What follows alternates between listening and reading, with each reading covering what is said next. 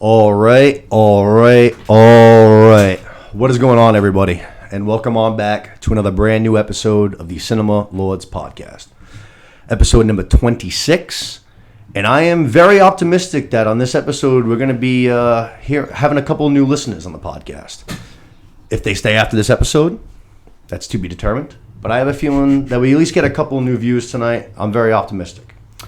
We'll get into that very shortly. We have a lot of other topics to dive into, a lot of MCU news, some Yellowjackets, a couple of other TV shows, and then a big animation, kind of a segment to close it out tonight. We're going to be reviewing both Mario Brothers and Across the Spiderverse.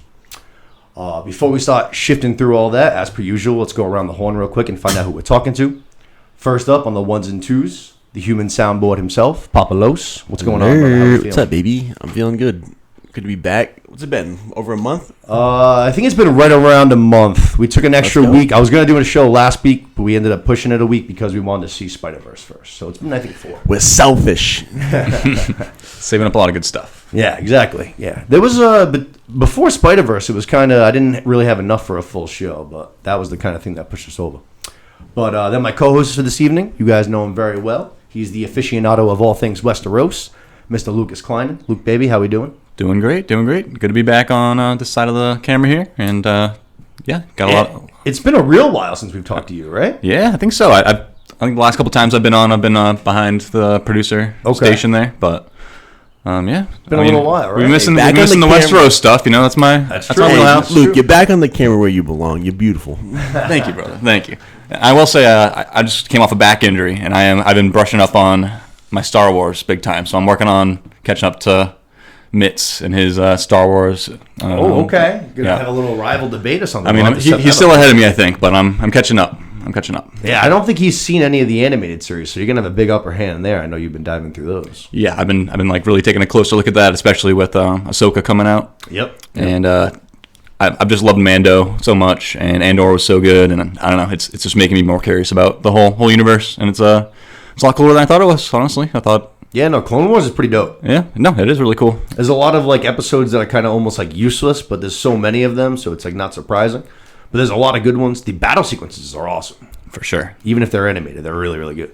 Yep, and so many good characters, and yeah, like actual storylines. Even though it's like kind of a kids show initially, right, but it still settles a lot of the big stuff from the big movies and fills in a lot of the gaps. And excited to see what they do here with the new Ahsoka show coming out. I'm very excited in August for Ahsoka. Ahsoka looks really good. Yeah, that one's August. We have Secret Invasion coming up in like two weeks. Yeah, that's coming quick. Awesome. Very excited for that show.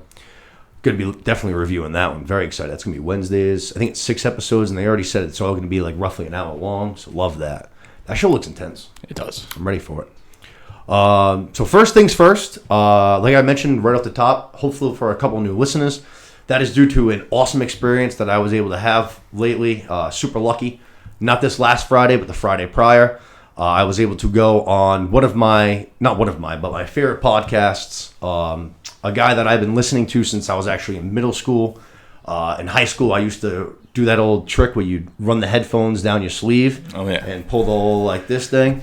Figured you'd be one of those guys. Oh, yeah, big time. So that I could listen to him at the moment. At that time, he was at WEI. He was morning sports.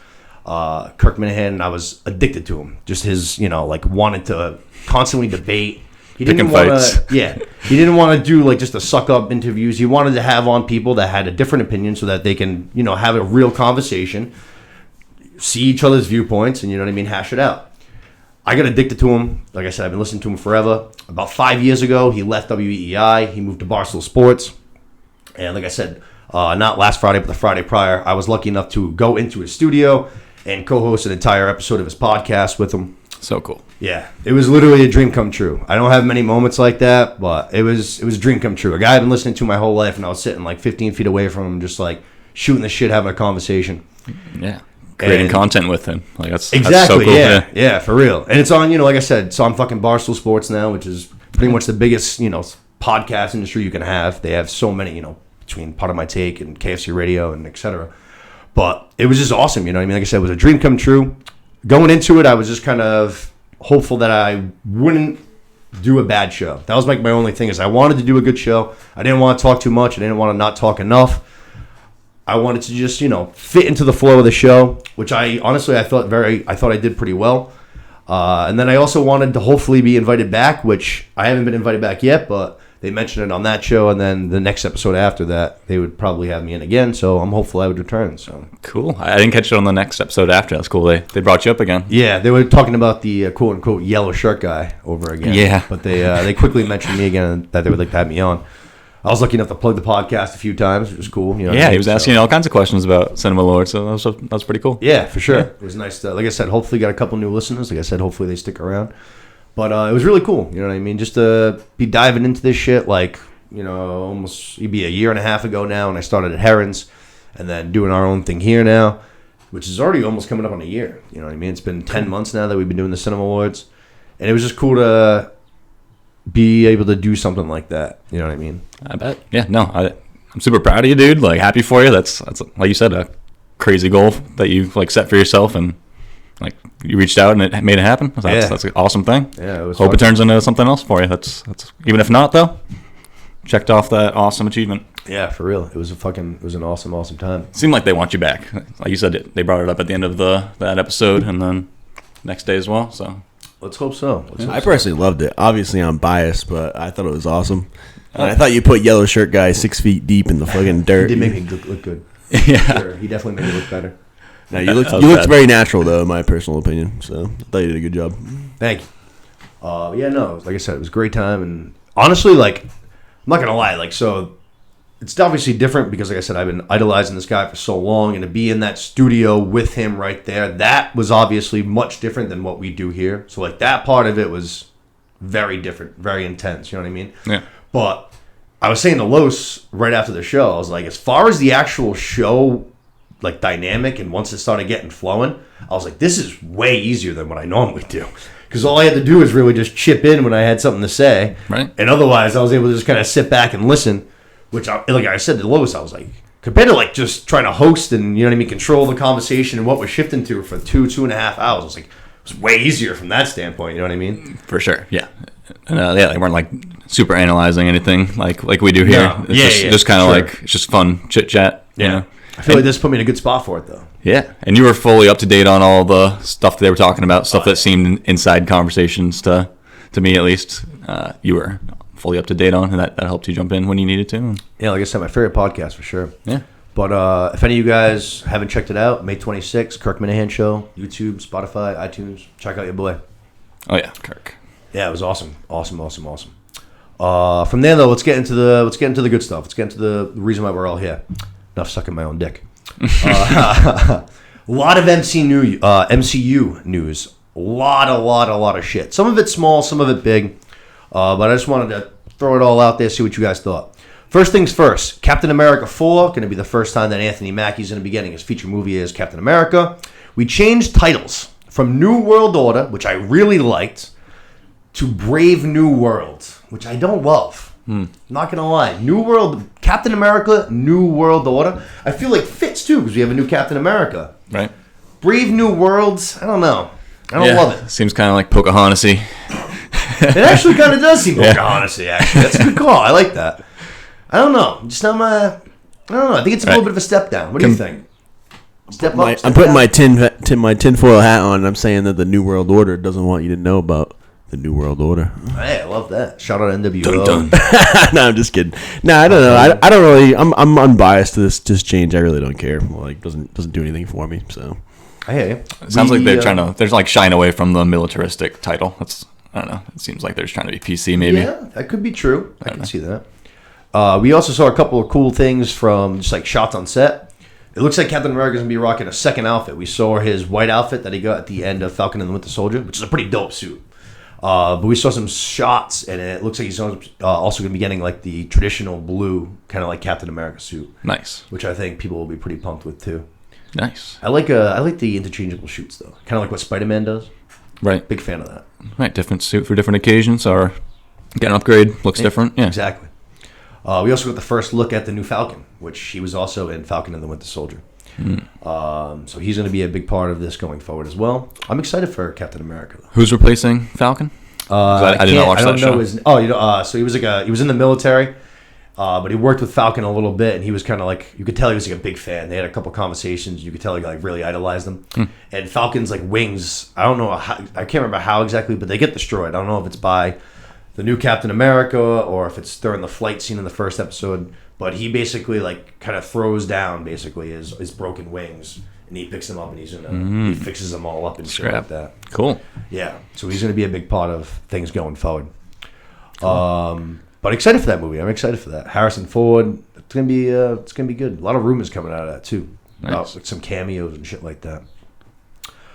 From there, let's go to some bad news. Thunderbolts and Blade, both indefinitely paused due to the writer's strike. Obviously, delay is coming.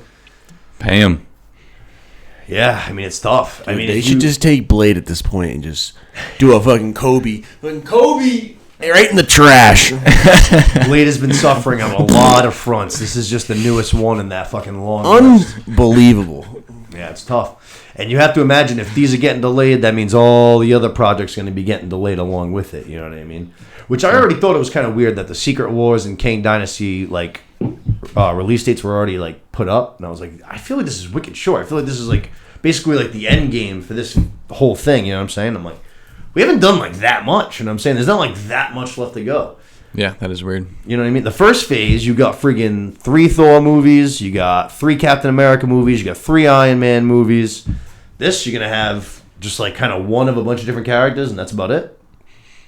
Doesn't sound too good. Yeah. I don't know. It's kind of weird. Seems like, yeah, maybe it just isn't their, finale, I guess. It's just... That could be true. Yeah. Yeah, maybe. That's possible.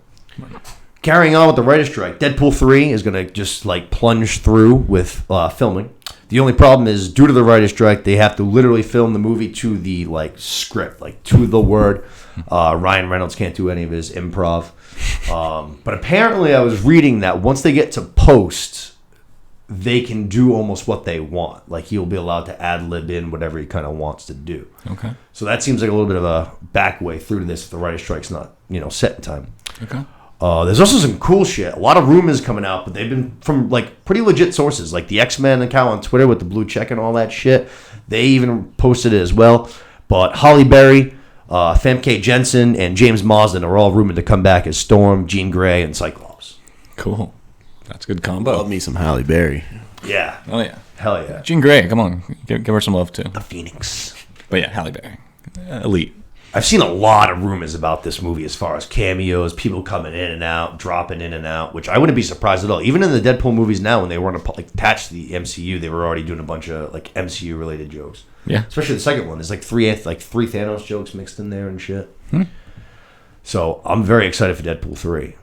But when I first found out about the improv thing, I was like really worried. I was like, Jesus. I was like, that seems bad. You know what I mean? Right. That's where all his like quick humor comes from. Yeah, like all those just crazy shooting lines. off the cuff. Yeah. Just running through things 20 times, and every time just shooting from the hip, just whatever feels right. That's how a lot of our best comedians do all their movies, right? Sure. Vince Vaughn, Wedding Crash is one of my all-time favorites. They said they did like 70% of that movie is all improv.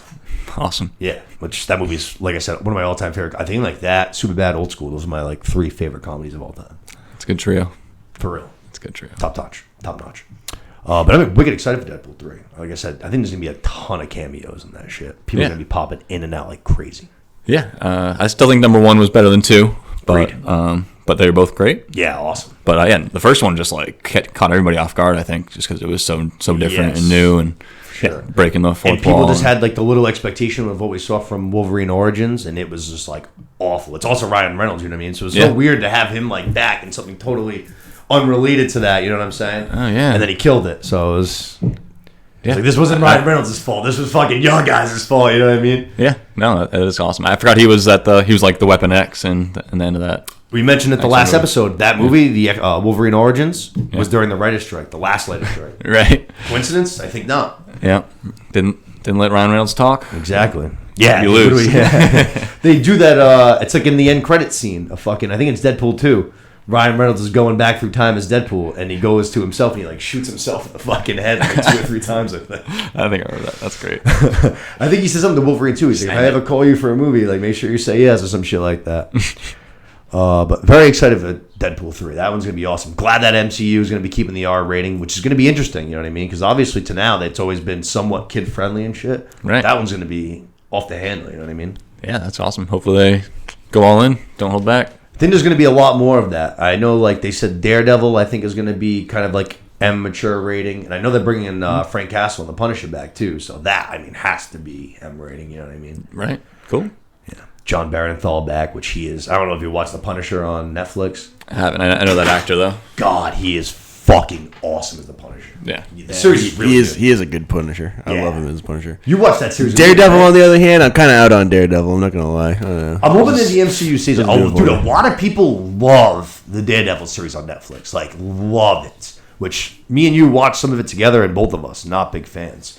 So I get what you're saying, but I hope that the MCU can. I honestly, She-Hulk wasn't great, but I actually liked Daredevil's appearances in She-Hulk. You know what I mean? Yeah. She-Hulk was okay. Yeah, it wasn't my favorite, but it was alright. So they're wiping all the Netflix Daredevil stuff. That's not included, It or seems that way. Yeah. Okay. Yeah. It definitely seems like that's not going to be tied into what we're doing now. okay. But excited for that series too. I think that's another one though. Honestly, I think that one might be getting delayed by the strike too. Yeah. Is that going to have kind of like the comedy like feel that She-Hulk does? Maybe. I don't think it'll be way that he high was? like No. that. No. I think More it'll definitely- rated R. Yeah, Cool. for sure. It's just weird that he's such a I don't know, like funny kind of light character kind of in She-Hulk. Yeah. Well, She-Hulk. That's like the whole feel of that whole show. Right. Even the scary stuff is not scary. Yeah. From there, let's go to Fantastic Four. Supposedly, they have finished casting. Again, these are rumors, but they've been pretty well backed. And honestly, I'm not going to lie. Before I read them off, I don't like them. I really, really, really don't like them. We have Adam Driver as Reed Richards, Margot Robbie as Sue Storm, Paul Mescal as Johnny Storm, and then David Diggs as Ben Grimm. David Diggs hasn't been in too much. He's the lead actor in the Snowpiercer TV series. I don't know if either of you guys have checked that out. No, I love that movie. But The movie was awesome. Yeah. I watched the first 6 episodes of the show, and it just it wasn't nearly as good, and it kind of lost me. And honestly, I didn't love his character in the show, so I'm kind of timid about him.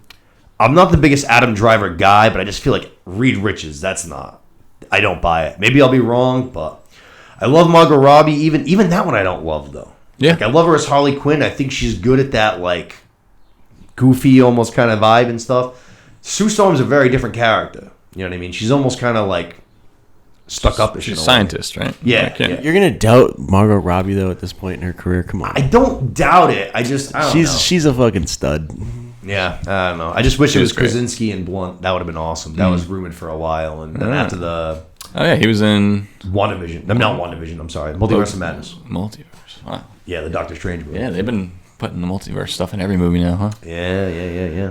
I would have really liked that. That was a crazy scene. How can they switch away from him? I guess because it's a multiverse. It's the multiverse, so you can do whatever. exactly. Yeah, so Okay. he's just one Reed Richards and however many. Gotcha. Which also, by doing that, gives them another perfect out for the whole Kang thing if they have to recast. Which we're going to talk something Kang related in a minute. Yeah, that sucks. He's getting so much bad stuff right now. Exactly. I don't know much about what he did. I just know that the Fallout's bad. Oh yeah, it's getting worse. Yeah. It's definitely getting worse. But Paul Mescal, I haven't really seen much of him. I know he's going to be in the new Gladiator movie. He's going to be the lead. I know he was in a couple of artsy movies that people really liked. So I haven't really seen much from him. But I don't know. Maybe he'll be a good Johnny Storm. But What else is he in? there were 2 or 3. I know that they did well, but they're all, like I said, they're all artsy movies from small little. You know what I mean? I don't even think they're not even. So I small probably wouldn't names. recognize him even. Yeah, you can look into it. Like I said, I know he's the lead in the new Gladiator movie. I haven't seen anything that he's in yet, which is probably on me. But I don't know. These castings didn't do it for me. And again, these are just rumors, so these could not be true at the end of the day. But like I said, they were coming from pretty legit sources, so I tend to believe them. And the announcings for that have to be coming soon because Fantastic Four is not far from being down the road. You know what I mean? But I don't know. Yeah, I don't know any of this stuff either. I don't know. I'm also in all we were just talking about Deadpool and a lot of cameos and stuff. I wouldn't be surprised. It'd be an awesome move if they bring Chris Evans back as Johnny Storm. Right, I forgot he did that too. That'd be awesome. Oh, Johnny Blaze. Sorry, not Johnny Storm. Johnny Blaze. Yep. That would be awesome. That'd be wicked. Even like I said, even if it's just a cameo, that'd be wicked cool because people would go nuts. You know what I'm saying? Yeah, people didn't really like him in that role originally, right? I mean, that movie's just kind of. It's kind of. It was just a miss, But yeah. I honestly, I didn't think. I thought he was pretty good in it, to be honest. Yeah. That's when he was so much younger and he was kind of more arrogant. He was better at being cocky and stuff. Now I think it'd be almost weird for his character because now I feel like in everything he's always the you know, like the straight up guy, the captain guy, like Snowpiercer even, you know what I mean? He's True. the leader and shit like that. Right. I feel like that's what a lot of his roles have been like now. There was Knives Out, though. I feel like he was that exact person in Knives Out. That's true. Just, like, Good call. pompous, cocky. Good call. It's a good call. I think that'd be great, though, especially if it's from somebody that we've already had in the MCU. Say if it's like, I don't know, whatever. Say if it's like Ant-Man or whoever, and they see him, they're like, oh, Cap. And it's just like, who the fuck's Cap? Yeah. You know what I mean? Yeah. I think that'd be hysterical. But yeah, I don't know. Castings, I don't love it. Like I was just talking about with Kang, Loki Season 2, we got the premiere date, October 6th. I saw that the MCU, Kevin Feige basically told everybody that's in Loki Season 2 during the promotions to specifically not mention Jonathan Majors at all. Just like, don't mention his name, don't talk about anything. Don't talk about his character, basically just like blow past it. Which obviously Kang's going to be a big part of Season 2, you know what I'm saying? Even in the trailers, we've already seen him and shit. It sucks. So that is another bad sign, I feel like, for the Kang character. Yeah. I just heard other secondhand news from someone that they were writing him out, basasically. It seems like they're going to have to recast. Sucks. Which has only been very few recastings in the MCU. Is he going to jail or something? I feel like it's just like I don't even know if he's going to go to jail, but yeah, the thing is that the allegations against him looked really bad. Then the girl is supposedly going to like basically save him, but then her text messages were like, they got leaked online and everyone saw them and like, yo, this is just like brainwashing 101. Like, damn. And then a bunch of other girls came That's out. not cool. Yeah, a bunch of other girls came out, just like fucking like the Tiger Woods shit and all that shit. A bunch of other girls came out, but they were working with the NYPD and they were just like seemed like all reliable sources. So if it's like if you have multiple cases, no bueno. Yeah, that's not good. Not good.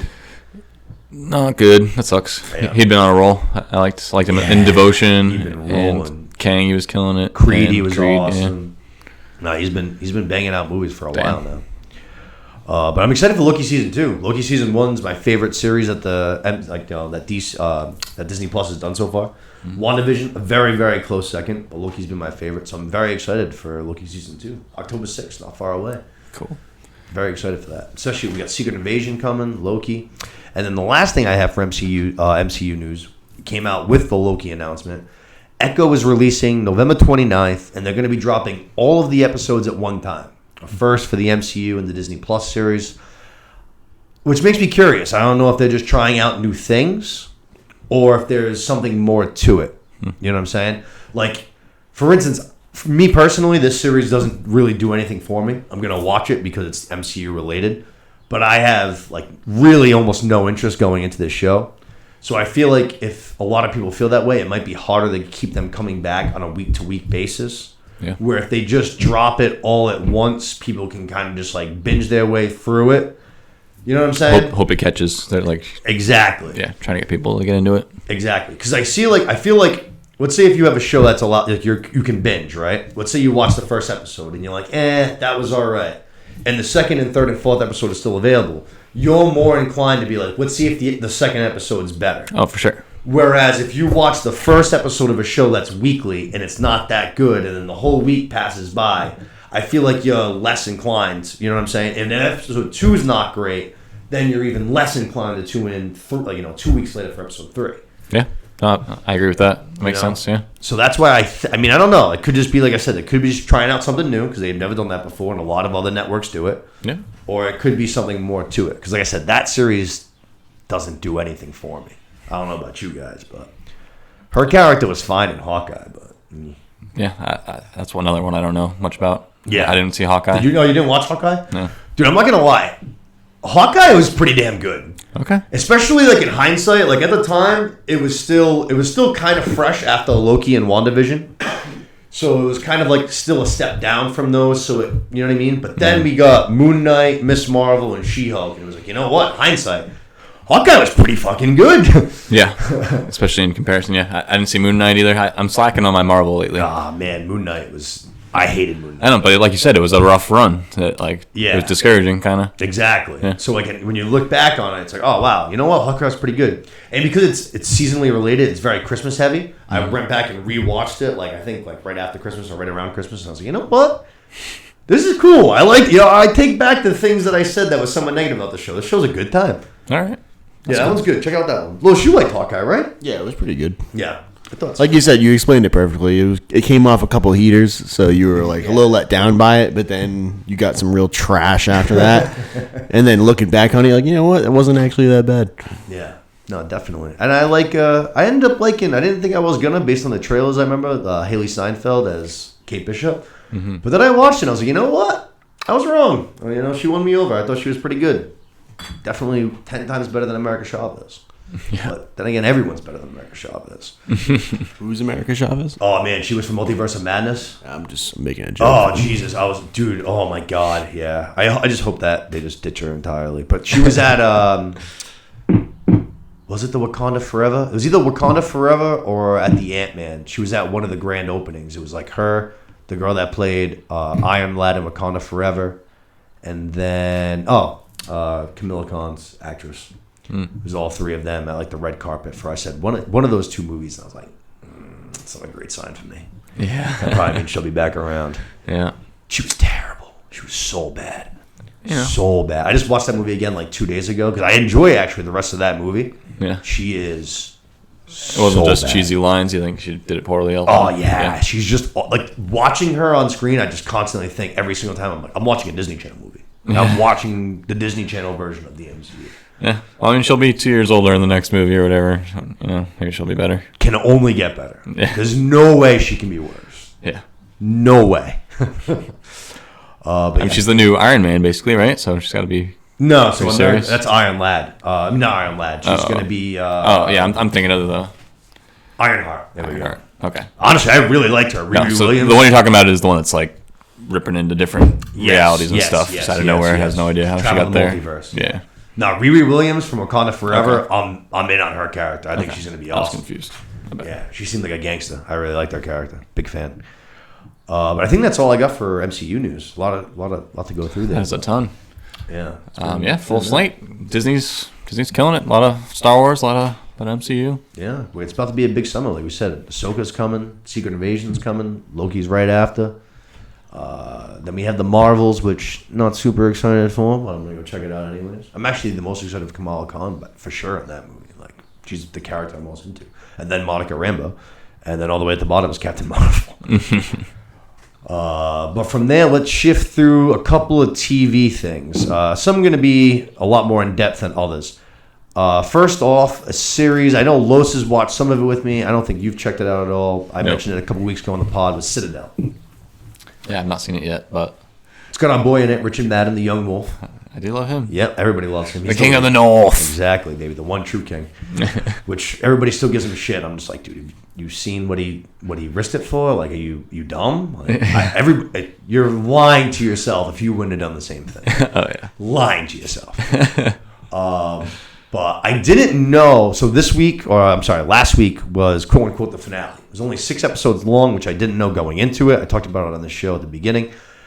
Not this show, but at the beginning of the Citadel show, like a couple weeks ago. yep. And I didn't realize it was only 6 episodes long. So until like after it ended, I was like saying about next week, and Steph was like, "No, that was it." And I was just like, "What do you mean that was it?" And we looked it up, and sure enough, it was 6 episodes, and that was the finale. I was like, "That didn't feel like a finale at all." That's a bad review. Yeah. Yeah, it didn't feel like a finale. Season 2, or it's a limited series. So that's what I was gonna say at the end. At the end, they put out basically like a little trailer. And it was for a spin-off series that's coming soon. And it seems like they're going to be turning this world into a little bit of their own universe, which we can blame the MCU for all these shows doing that now. Yeah. If it works. Yeah, I guess so. So far, so good. But they have a spin-off that's already, like, I think basically done and ready to go. And then Citadel got approved for season 2. Okay. So the show was good enough where I'm definitely going to tune in to, like, at least the spin-off. And if that's good, I'll tune in for season 2. But like you could tell that they were somewhat limited by their budget because there was like 2 episodes that were super spy heavy, a ton of like special effects, and they were bangers. Mm-hmm. And then the rest of the show was kind of meh.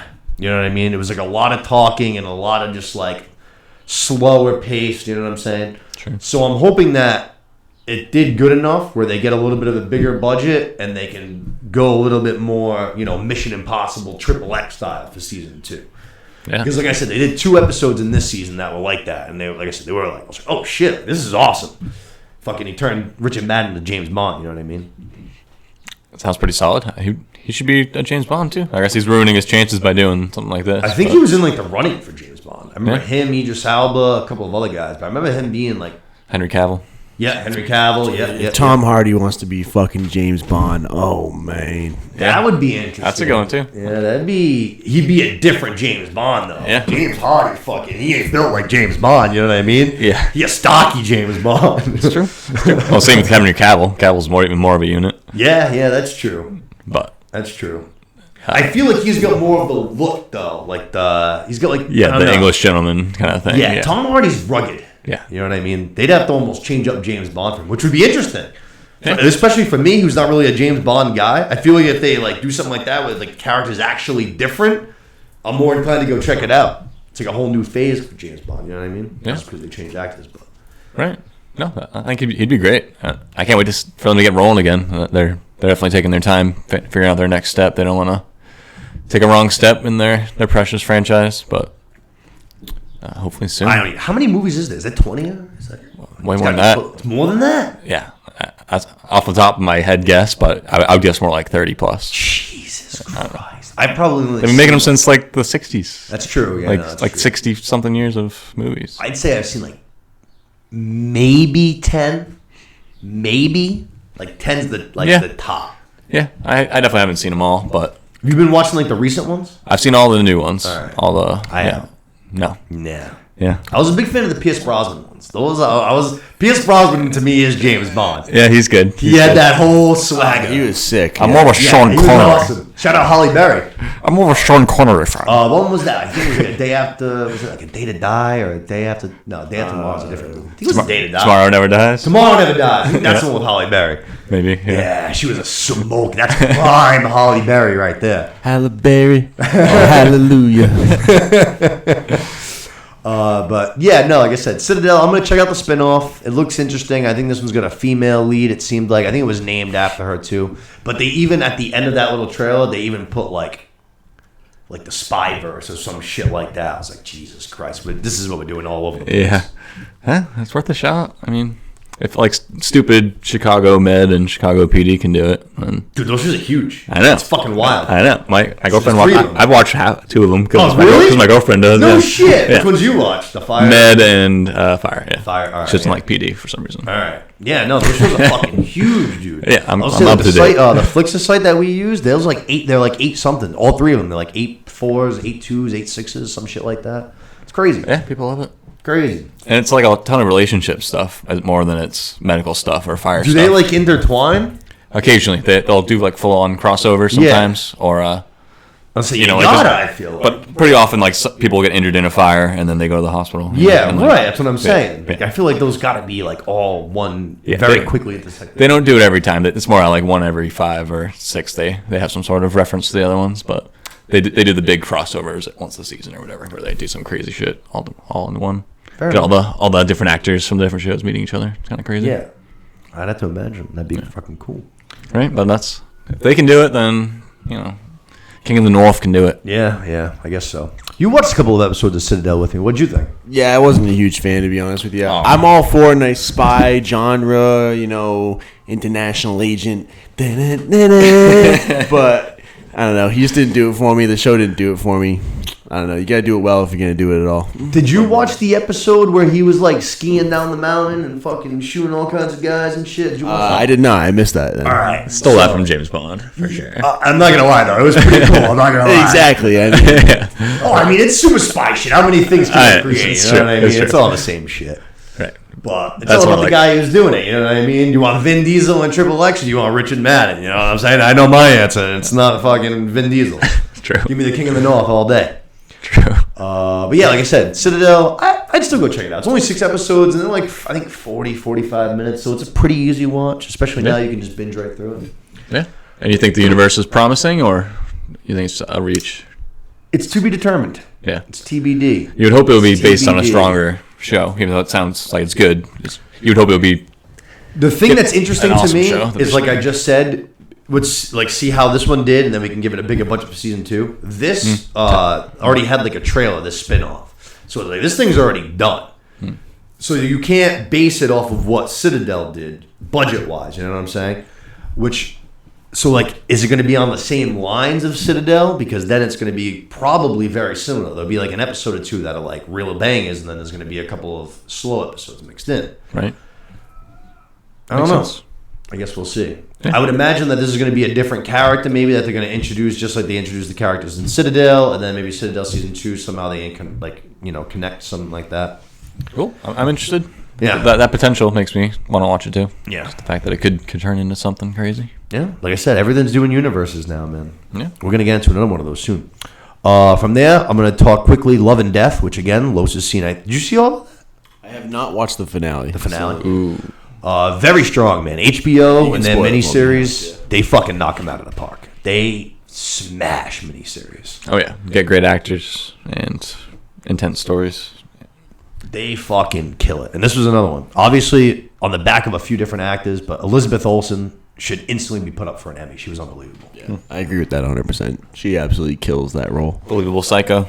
Yeah, she killed it. But like at the same time, which is actually kind of what I was saying from the beginning, right as I was watching it with Steph, is I was like, there is no way they're going to convict this girl. I was like, there's no way. I was like, she looks, especially it's 1980. I was like, she looks just like the typical housewife. Like, to think that she's going to be swinging an axe and butchering this girl and hitting her like 40 times. It's straight out of Lizzie Borden. Lizzie Borden took an axe, gave her mother 40 whacks. When she saw what she had done, she gave her father 41. It's exactly that. You know what I'm saying? So Fall River. Let's go. Yeah, straight. Yeah, shout out Fall River, baby. Shout out right down the street. Let's go. Go check out Lizzie Borden's house. Are we giving away spoilers here or no? I just did. So, too late now. I was just saying, like, I mean, it wasn't necessarily if she did it or not. She admitted to doing it, no, but it was whether it was premeditated or in defense. True. Yeah. Self-defense. Yeah. She admitted to them. That's true. Good call. That's a damn good call. She ended up admitting to it, but they did it in self-defense. They gave the whole story. But either way, she was just sitting there looking like the prototypical housewife. And I thought it was crazy. You'll see it yourself in the end. But the jury took almost no time at all to give their fucking, their Innocent declaration of, yeah. Yeah. No time at all. I was just like, that's wild. I don't know how accurate that is to the storytelling, but it was wild. I couldn't believe it. Yep. Unanimous. I was waiting for the ball to drop. I was like, they're going to find this bitch guilty. I know it's going to be bullshit. My experience in jury duty was the exact opposite. We went into the deliberating room, and that bitch was fucking guilty. You got selected for jury duty? Oh, like not selected for jury duty, but yeah, I was on a fucking juror. No shit! For like 5 days. It was I didn't know that. Yeah, dude, it was right after college. I was like 23. I got selected for the jury, and I went through an entire case for a week long, and then we had to deliberate, and bitch was guilty. So Everyone says. I mean, it was case closed. You're going to jail. I'm sorry. Wow. Oh man, that's wild. I only had to go one time, and it sucked because my sores. So we got like all the way to the end, and they were waiting on one person, and I swear to God, dude, there was like 6 people left in this room, and I was just like, fuck, if I get picked this, I'm gonna be pissed. And like 2 people before me got approved, and they're like, all right, you guys are good to go. And I was just like, all right, being here for 8 hours sucked, but being here for a few days for some bullshit would have sucked more. You know what I mean? Yeah. Hey, you never know. You could get thrown on the Aaron Hernandez trial or something. Yeah, you who know? knows? Who knows? That was in Fall River too. Yeah, that's true. That's right. Right on Never South know. Main. Never know. Good call. But yeah, I thought for sure they were going to find this bitch guilty. Which you guys reminded me right away. You guys seen the Scott Peterson stuff? The any of those documentaries and stuff? Yeah, I've seen a little. I know what you're talking about. Dude, I have been so in on that one. Supposedly murdered his wife. How the fuck can you give that guy? I don't get it. There's no evidence at all that guy did anything, and he's in jail for life. They tried to put him on the death sentence. He got off of the death sentence, but I think he's still in jail for life. Crazy. Watch the Scott Peterson documentaries. They're fucking nuts. The media is a powerful entity. Yeah, it's nuts. Just because he was the cheating husband, I was like, don't get me wrong. You're cheating on your wife. Scumbaggery. Yeah. She's pregnant too. Cheating on your pregnant wife. Scumbag, no doubt. Does not mean he's a murderer. Those are drastically different actions. Which brings us to our next movie. You got to watch Gone Girl. Yeah, oh man, Gone Girl's fucking amazing. Oh yeah. Perfect example of how good Ben Affleck is. That's another one that Ben Affleck directed. I'm pretty, almost 90% sure. Someone look that up for me. I think you're right too. No, he did direct that. Right? Yeah. Another perfect example. Ben Affleck can make the fuck out of a good movie, like whether it's Argo or The Town or whatever. Yeah. Acting wise, tough. Depends on the character. Sometimes he misses, but There's some bad Ben Affleck roles. but he's good in Gone Girl and The Town. That's what I'm saying. Like things that, yes, all the roles that he puts you're himself saying, in. okay. Yeah. Even like I don't know if you watched Air just recently. Same thing. I heard it was good. Yeah. It was fine. Yeah. You know what I mean? It wasn't amazing. It was fine. It was good. Hey, you ever watch the movie with Ben Affleck where he's like an assassin, but he's got autism? What? It's brutal, dude. Oh man, isn't that like Sniper? Or Yeah, I think so. Something like Shooter. no, not Shooter's Mark Wahlberg. He's like a savant sniper or something. Yeah, something like that. He's like an international assassin, and he's literally got autism. And Can't do anything except assassinate people. it's a bad one. Him as Daredevil, that movie was pretty awful. People love the Batfleck, but I thought he was terrible. He was in one movie that was one of those movies that fucking like the Batman. Yeah, it's a rough one. One of those movies that like is so bad, but like you still enjoy it. Was I don't know if you guys have ever seen it. It's Paycheck, where he like goes back in time, kind of thing, and is like, So like he wakes up one day and he's got like this envelope, right? It's got like 10 of the dumbest items in it. It's like a paper clip and like a rubber band and like a coin and a bunch of other just random items. And he has no recollection of like anything or why. And then he's able to like go back in time and shit and like figure out what they all do. It's a wildly dumb movie. Yeah. Wildly awful, terrible plot dynamics. Funny bad, good bad. But yeah, I couldn't help myself but like it. Yeah. I couldn't help myself but like it. There's movies that just get you like, Oh yeah, there's a lot of bad movies that get me. I'm a big fan of bad movies. Not like Phil, but like big fan of bad movies. I got a crazy one for you. Kalos saw it with me in college, I think, but Hobo with a Shotgun. Watch it. It's a classic. Watch it. I got to give that movie at least a 9.7. It's the most ridiculous, terrible shit you've ever seen. But it's so good. It's the worst movie, but it's fucking hilarious. It's just so bad that you just can't help but just laugh the entire movie. No. It's quite literally what the name is. It's a hobo with a shotgun. He's just a hobo. He goes on a revenge spree with a shotgun, and that's all it is. Yeah, some incredible gore and like stupid corny lines and like this so ridiculousness. Bad. It's so bad. But worth a watch. It's pretty great. That's what I was expecting out of that fucking Cocaine Bear movie, but it actually ended up being like halfway decent. I was like, oh wow, what a pleasant surprise. What do you know? Yeah, it was pretty. I knew it was entertaining as fuck. You watched that movie, right? Yeah, Cocaine Bear was good. Very entertaining.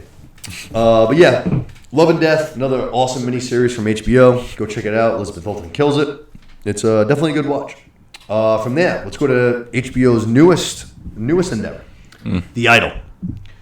First episode was Sunday night. A show that is wrapped in controversy. From the creator Sam Levinson, the same guy who created Euphoria, which again, he came out and said Euphoria and this show take place in the same universe. And the girl that plays Maddie, who's like the awesome chick who like tries to beat up Sydney Sweeney at the end of the last season. She's supposed to cameo in this season as her character. So again, goddamn universes and the shit. Yeah, for real. But yeah, like I said, this show is wrapped in controversy. Not only with like the critics giving it bad like ratings and review wise, it was supposed to be like wildly graphic in the sense of like sexual assault and wildly intense and all this kind of shit. Like basically the Sam Levinson asking his lead, which is Lily Rose Depp, to do kind of like outrageous things. Yeah. Interesting. Yeah. Checked out the first episode this Sunday. We get The Weeknd in it as well. They're like the two leads. And the first episode wasn't anything like too intense, but you right away got the vibe of where this was going. You're like, all right, I get where this is going. Actually, I thought the first episode was kind of slow though. Kind of like you'd watched it, right? Yeah. I had the kind of slow. I had the opposite reaction. I thought this was wild. I was like, this is, I don't know. There's nothing there, but I don't know. We'll get to it, but it was wild. Yeah, no, we sure did. I mean, they definitely sexualized it. It's not well received so far, right? Yeah, no, but like again, it's like 2023, so all this shit is like Everybody's fragile. I mean? Yeah, this guy, sensitive. Yeah, and there's already been a bunch of rumors from him with like Euphoria shit. But like just putting in shit for like no, like I know like Sydney Sweeney like basically like got her shit for season 2, and she was like a couple of these scenes like I'm topless for absolutely no reason at all. Yeah, and they were like, all right, word, and they like scratched them, but like. Shit like that. Another one of the characters. Can't blame him for trying. Season 1, yeah, for real. One of the other actresses from season 1 just like straight up just bailed on the show. Like didn't want to be a part of it anymore because of how like intense basically the scenes were. Wow.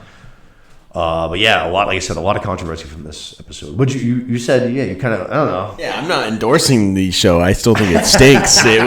There's no substance there, but wow, was it sexual? And it was just wild. It was, that's all I can say. Not slow. No, I didn't find it to be slow. No, I thought it was, it was just Like I said, it's not even good. It's not even a good show. At least one episode in. That's why I'm tuning in too. It's like a car crash. That's how I have to describe it. It's like I can't look away. I'm like, wow. I'm like, this girl's flicking her bean and she's choking herself at the same time. I'm like, yeah, that shit was nuts. That shit was nuts. Like I said, they wildly sexualized this girl for like 50 minutes to start the show. Dedicated. It's like, and this is what we're going to be doing for the rest of the show. I mean, Jesus Christ. Which I get, like I said, why the reviews are pretty crazy. But yeah, I'm definitely going to be tuning in just to see how much of a car wreck this is going to be. I want to see like just how bad and ridiculous it gets. You know what I mean? So I'll be tuning in. We'll definitely be talking about it a little bit. But yeah, no, that scene was nuts. yeah, I'll be watching. It's just wild. That's all I can say. It certainly was, man. It was fucking wild. Tune in next week, see some crazy shit. It sure was, man. It sure was. Sunday nights, HBO. Who knows, man? Who knows? Like I said, It's Max now. That's right. It's no more HBO. Well, End of an it's era. still HBO, but now it's just under the Max umbrella. On Max. All right. We doing like spoilers here? We like talking about the episode at all? Yeah, sure. Why not? Just like the whole controversy while she's like going on with her day and her whole like management team around her is just fucking Yeah, that was awesome. It was losing actually their- funny. Oh yeah, that was pretty good. I thought. Like just as far as from like, I believe that's almost how they would handle it. You know what I'm saying? To me, I was like, that actually feels like Yeah. realistic. To give you some context, they're freaking out because a photo got uploaded online of her with just a massive load on her face, and she's just like taking a fucking selfie with a fucking with a load on her. Yeah. It's controversial. Yeah, and it's like a work day for her. So she's like, say, like on, like, you know what I mean? She's like working on a music video and some shit. And her, like, you got her agent, your PR, her fucking manager. They're all like, you know, there. And they're kind of just like, you know, like, all right, don't tell her yet. Like, let's fucking wrap this day up first, and then like we'll try to fucking. Jesus. And while they're saying that, they're also trying to work behind the scenes to like get that shit, you know, taken down as fast as they can and stuff like that. So like from that standpoint, I felt like I felt like wildly realistic. You know what I mean? Reminded me of like fucking Entourage when like Shauna's got some PR shit to do and she fucking. Yeah. What the fuck, Eric? Yeah. You tell me what to keep out of the papers, I'll keep it out of the fucking papers. She's great in Entourage, man. She cracks me the fuck up. Great character. But yeah, The Idol, we'll be covering that in weeks to come. Not from a, like Lou said, not from a standpoint that it's good, but let's see how much of a car wreck this show can turn into. Yeah. All right. I might have to catch up then. Yeah. First episode was this Sunday. Watch it burn. Yeah, it's coming up. Episode 2 next Sunday. Yeah. Love Sunday TV. It's a wild one for Sunday nights. Like I said, you're trying to almost like online, and it's like, oh, what the fuck is going on here? You know what I mean? Makes you feel a little better about yourself. Yeah, no, for sure. Some crazy people out there, man. You just watch the 60 minutes, and then at the end of it, you go, Wow. Okay.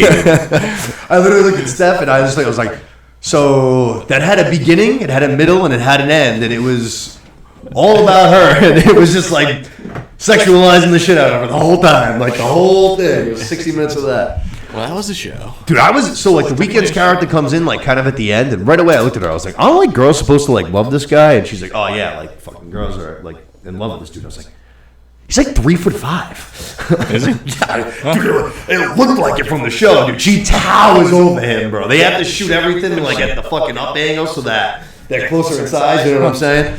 But I was like, yo, like this dude's this guy is seems fucking tall. short as shit. Yeah, I don't know him that well. Like I didn't know his yeah, I stuff, didn't know him at all. but he doesn't seem short ever when I saw him. They gave him like a fucking awful ponytail in this too, which makes him just look like a total pervert. Nice. And he's got kind of a shitty beard too. I'm not gonna lie. Someone who's got like a mediocre beard. His beard's If pretty he's gonna shitty. be a sexual deviant, he's gotta have Good call. gotta have a weird beard. More like the weekday, am I right? Love it. But it's From there, let's go to our last show. This one's going to be the more in-depth one. We have a lot to talk about. We have 3 episodes. This is a show we've been covering all season long. It is Yellowjackets. We are covering the last 3 episodes, 7, 8, and 9. We've had the last like week and a half since it ended. So we have 3 episodes to dive into. Overall, last 3 episodes of the season, kind of slow in my opinion. Not as much as I would have liked. I wish they just explained more, I guess. Like there were some big reveals and stuff, and some crazy shit happened. But yeah, I'm with you. It wasn't enough. Overall, for like the sense of like this wilderness thing, right? Yeah, and just where things are going. I don't know. They feel like they ask just as many questions as they answer as all these episodes are going. Yeah, you know? sure. Like they're opening up new stuff to wonder about. But we'll see. We'll get into it more. It's supposed to be a 5-season show. Supposedly, the creators had it from Hope the they jump, from the jump that they had it as 5 seasons. So. Cool. I hope they get it. If they get, yeah. But yeah, it's a slow drip on the on the reveal. There was a lot of good moments in these 3 episodes, but like I said, overall, I thought it was a little slow. But there were some sparks for sure. I thought episode 8 was out of the 3. I think that was the one I liked the most. I felt like that one had the most bang. That was the one with the take the card. Yes. Thing Yeah. The chase scene and shit, which was an awesome scene. Mm-hmm. But yeah, no, there's a couple of good moments here and there, but especially the finale. The finale didn't feel like a finale. And we waited so long in between seasons from 1 to 2 for this show to come back. They were 1 episode shorter because season 1's 10 episodes. This one's only 9.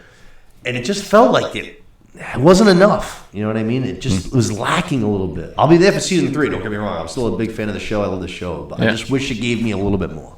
Yeah. Not even so much answers-wise, but just more, you know what I mean? More moments. Yeah, I know what you mean. I felt like it was missing something. But yeah, still lots of things to theorize about and lots of open possibilities.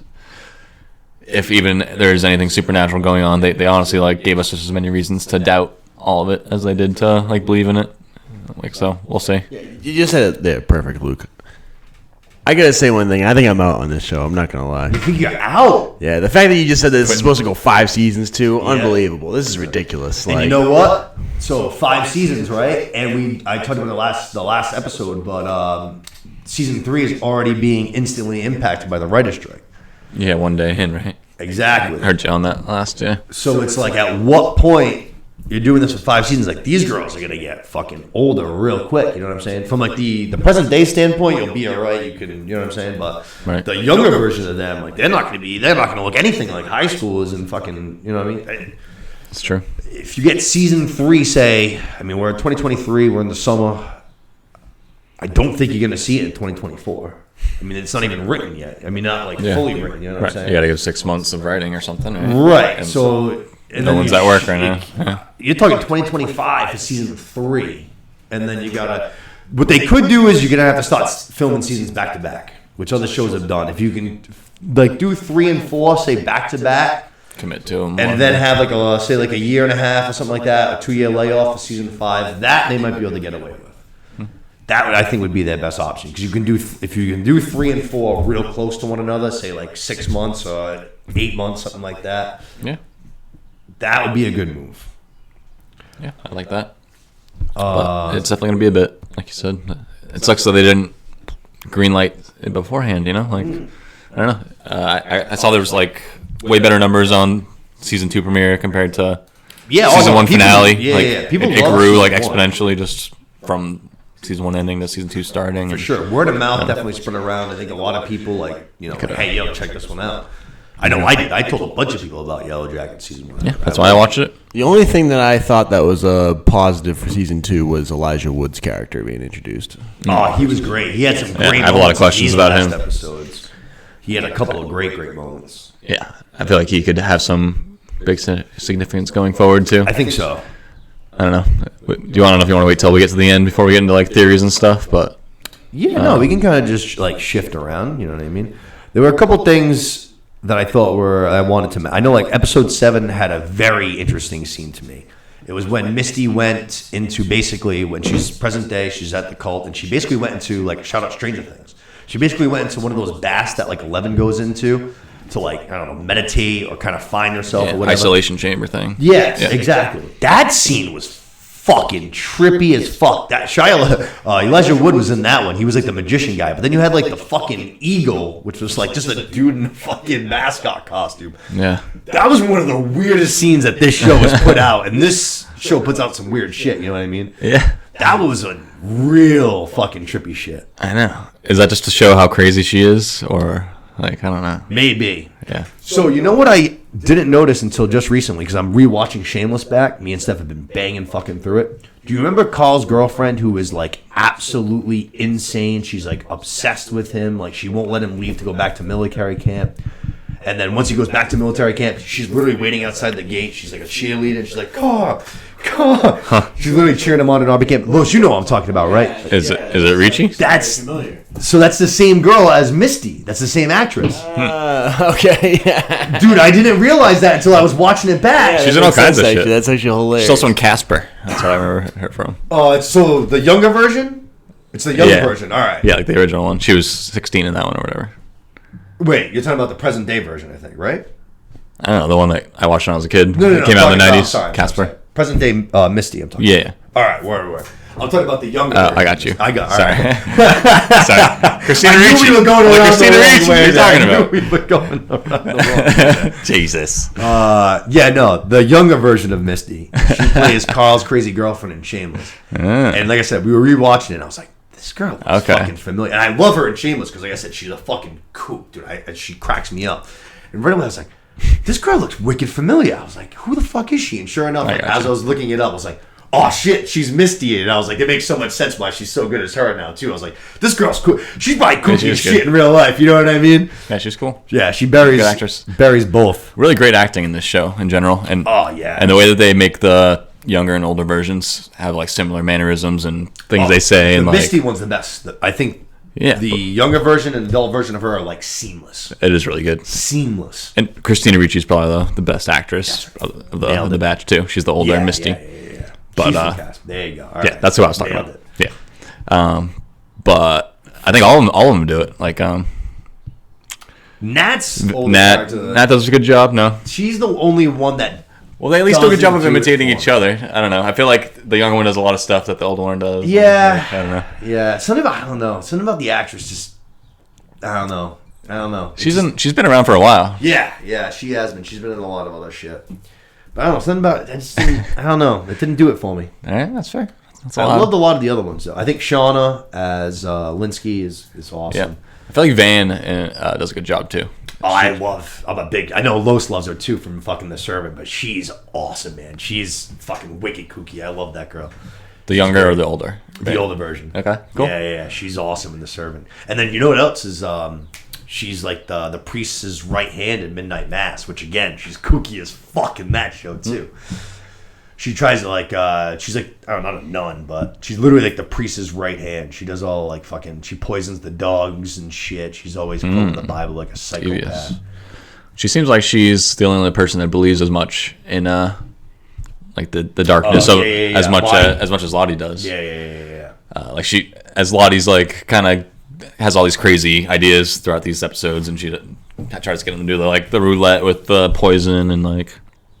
It's really Van who gives her all those like nudges over the next edge and like lets it continue. Like they're all kind of humoring her, but then Van just like says like a couple key things, and like we saw her. I think it's in episode 9. I want to say she's the one that also like convinces Travis.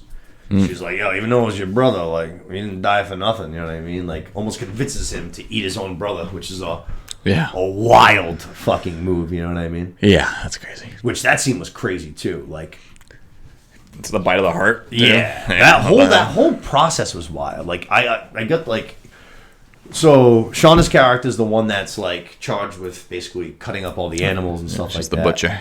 Yeah, exactly. So she's like she can't slit his throat, she has to like blindfold herself, which I was like, oh wow, like, that's gonna be tough to do. And all the other girls are kind of like looking at her in a way that's almost like, just do it, you know what I mean? It's like, dude, so take the fucking knife and you do it, you know what I mean? Yeah. Almost like they're judging her. Yeah, they just can't wait to eat. Yeah. Then bloodthirsty. Right after, Coach shows back up after being out for a grip, and like you see his bones just like bare all over the table. So it's just like, oh shit, like we drained him and we fucking carved him up real good. Yeah. And then Travis fucking is like the first one. He like takes a bite out of the raw hot and tosses it into the skillet, and all the other girls like fucking scavengers throw them meat in too right away. But yeah, I was like, yo, this is fucking crazy. I know they have these weird trance moments where they're like all. I guess that is what we must do. There was one good eat the hungry. Yeah. There was one part that was awesome. I can't think of what scene it was, but you literally heard it like as a background track, like music, and it was all the girls, and they were just like howling as wolves. It was fucking wicked eerie. I was like, oh Jesus, yeah, that was wild. That's the one thing that keeps me in the show. I love the the plot and the storyline in the wilderness, but the current day storyline, absolutely terrible in my opinion. They just scrapped the whole thing. If anything, these last 3 episodes actually got me slightly more invested for the first time in the present day thing because of the Russian roulette with the poison. Mm-hmm. Then it ends up going into a hunt, and then we do the card draw just like we did back then.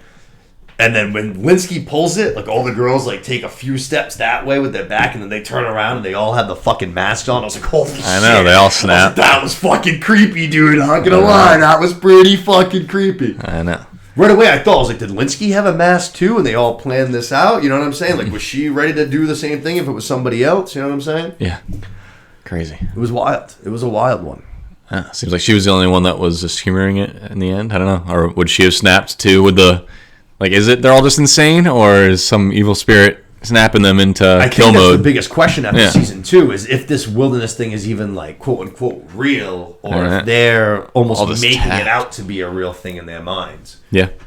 There was a pretty interesting line where Misty was talking to Melanie Linsky's character, Shauna, and she's like, hey, I saved us. I've been, like, hoarding all the snacks. Like, you need to eat. I have a theory that they might starve us out and try to make us have hallucinations. She literally says that. She's like, and I don't think my body can handle that. And it's just, like, the biggest call-out ever of, like, was all that crazy shit. I might have missed that. Yeah. I saw that in a recap thing, like, pointing it out. I can't say I caught it initially my first time, but that's kind of crazy. Like, is that pointing the viewer to thinking that it's actually all just them being starving? Still going down? Yeah. No matter what? Even though I flipped it. I can go try and grab the other charger and see if that one works better. Give it a try. Let's give that another second. Let me know if it keeps going down. I'm sorry, what were you just saying? Would you finish it? I forgot. All good. I did think that the ending, I mean, a lot of it was based around this too, but Lottie's beating I thought was pretty crazy too. That's how episode 7 ended. A lot of weird stuff too. Yeah. But actually, you know what? You were just saying about the snacks. Yeah, and yeah, is it all just them having scientific explanations for this stuff, or is it them getting possessed? Yes. I don't know, that seems like they're leaning towards, or at least trying to make us think that there's a good chance that it's just them being malnourished and stuff. So that's interesting too, because that would be like a second example of them going out of their way to like help Shauna, or somebody going out of their way to help Shauna. Mm-hmm. So kind of like what I was just mentioning at the end of episode 7, Lottie, so Shauna loses her baby. She's obviously fucking mourning the whole entire episode. She keeps having the dreams like back, not like she's re-envisioning the dreams of them eating her baby, which was fucking crazy. Yeah. Then Missy's character starts like humming this fucking song, which real quickly, this fucking season, one of the biggest things that they've clearly done with their budget for season 2 has put it into their soundtrack, because every single episode of this season opens and closes with a banger, like all season. Yeah, classics. This one was Lightning Crashes, now that I think about it. So Misty's humming it, and she's just like, fucking, why are you humming that? Fucking hits Misty with a punch, and then Lottie's just like, yo, Shauna, we need you. Like, just get it out. And Shauna fucking, I get what they were trying to do. Like, so Shauna fucking starts beating her and beating her pretty good. And I kept saying to Steph, I was like, at some point, man, I was like, y'all have to stop. Like, she's going to literally beat her to fucking death. Yeah, she doesn't just got to keep letting it out. For real. Forever. Yeah, I'm going to grab the other speaker, the other charger real quick and see if that works. I'm just making sure I plugged it correctly. All right, word. If not, we'll fucking redo it. I have another charger out there. Say a prayer. But yeah, no, I was like, you guys you have to step. Like, I get what you guys are doing, but at some point, she's gonna kill her. She's literally at one point like fucking Donkey Konging her. I was like, yo. I know. Listen, you got it? We're good. Literally, when she was done, she literally was just like, Lottie, and she was completely unresponsive. I was like, she's dead. Well, obviously, I know she wasn't dead because we've seen her character, but I was like, yeah, it seemed like she was beating a dead body for 10 real? seconds. Yeah. It's fucking wildly intense. Yeah. Wild. We saw Lottie right after. She was fucking, episode 8. She was fucking beaten to a pulp. Yeah, barely alive. She had a good scene with Misty where she was like, if I die, like, don't let my body go to waste. Word. Powerful. Yeah. Yeah, for real. But it seems like, but then that's also Misty undermining her through all that, right? A little bit. She Yeah, she was mad that they ended up playing the game and stuff and sacrificing somebody, and like she wanted them to just eat her kind of thing. And especially, I don't know. I feel like as soon as she heard it was Javi too, like that was fucking. Yeah, you know what I mean. Yeah, and she had a special connection with Javi too. She like knew he was. Yeah, knew he was still alive, and yeah. We'll see. Very interesting. All right, work. I'll go grab it right now. You'll just keep it going for a second. Love me some Javi. Oh yeah, that was kind of weird how like they brought him back, right? And then he doesn't say anything the entire time. And then the first time he says something, he dies. Yeah, they just kill him off right away. Yeah. And Like, sorry, Budsy. Falls through. Oh, him falling through the ice and dying too. I thought that was a lame death. Like It was he weird. wasn't even trying. He was just like putting his hands up. Like I don't know. Like I feel like he could have tried way harder to stay alive there. Like I agree. I would be doing everything I could to be climbing back up on the ice. He was just like putting his hands up straight up in the air, and that was it. Just It kind of gave me some reminding, like called back to the that scene where the moose fell through the lake. I don't know if it was the same spot or Wait, Javi fell through? yeah, Okay. or That was a wild. That was an awesome scene. Yeah. They drew cards. yeah, that's pretty crazy. But Travis indirectly killing his brother. He was the one that saved Nat. You know what I mean? Because she was the one that drew the card. Shauna was like getting ready to slit her throat, basically. yeah, I didn't get that. Travis A little saved. extra guilt, whether you deserve it or not. Obviously, you Yeah. still feel it. Yeah. Which obviously, so that was a wild scene. You know what I mean? Nat ends up surviving. Javi falls through the ice. That's how we get his body. But then that's literally what also ends up leading to how he finished season 2, which was with Nat's death in present day. And she was basically like trying to save, I don't even know her character's name, but the girl that's from the cult the whole time. That girl that's always dressed in purple that she's been hanging out with a lot. Yep, the fish. Yeah, but she was able to like basically sacrifice herself for her, and it was like almost like repaying that debt. You know what I mean? Right. Tried stabbing her face in episode 1 and gets stabbed for her in episode 9. Full Which reversal. actually, callback. When I was on the Kirk Minihane Show, Kirk's fucking mentioned that he had read a spoiler for this week's episode, and he was like, "What do you think it is?" And I was like, "Fucking Misty definitely is gonna kill somebody because she's the kooky bitch and she always kills somebody." And I was like, if I had to guess, she gonna kill Nat.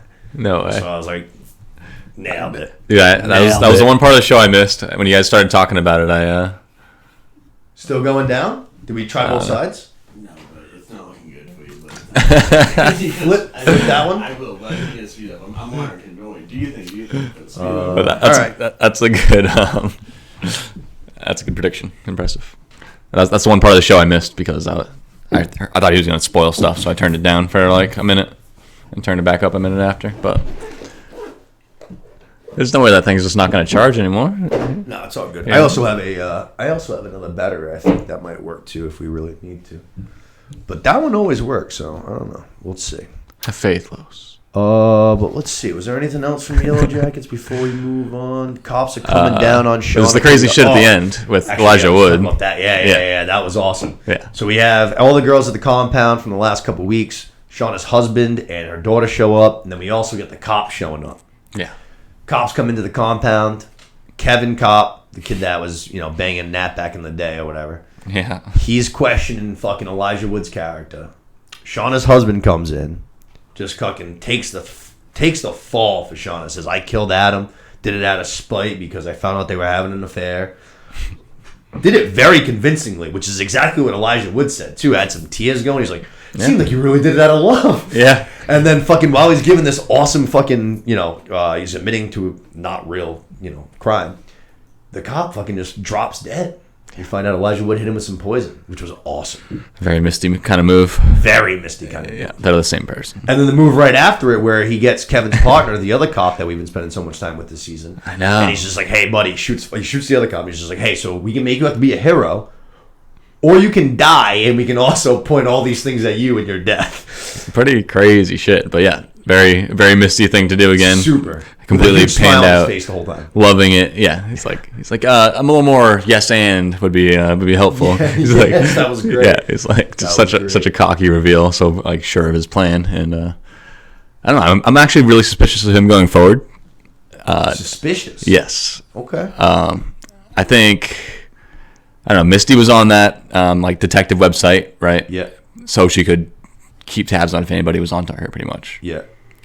I wonder if he maybe he's the same thing as her in every way, to the point of poisoning someone and like all this shit. Maybe he's also trying to cover up for or keep tabs on if anybody's onto his crime, whether that's his fake insurance thing or if it's something involved with. Ooh, the fake insurance thing's a good call. I like that. Well, I mean that'd be the easy explanation, Yeah.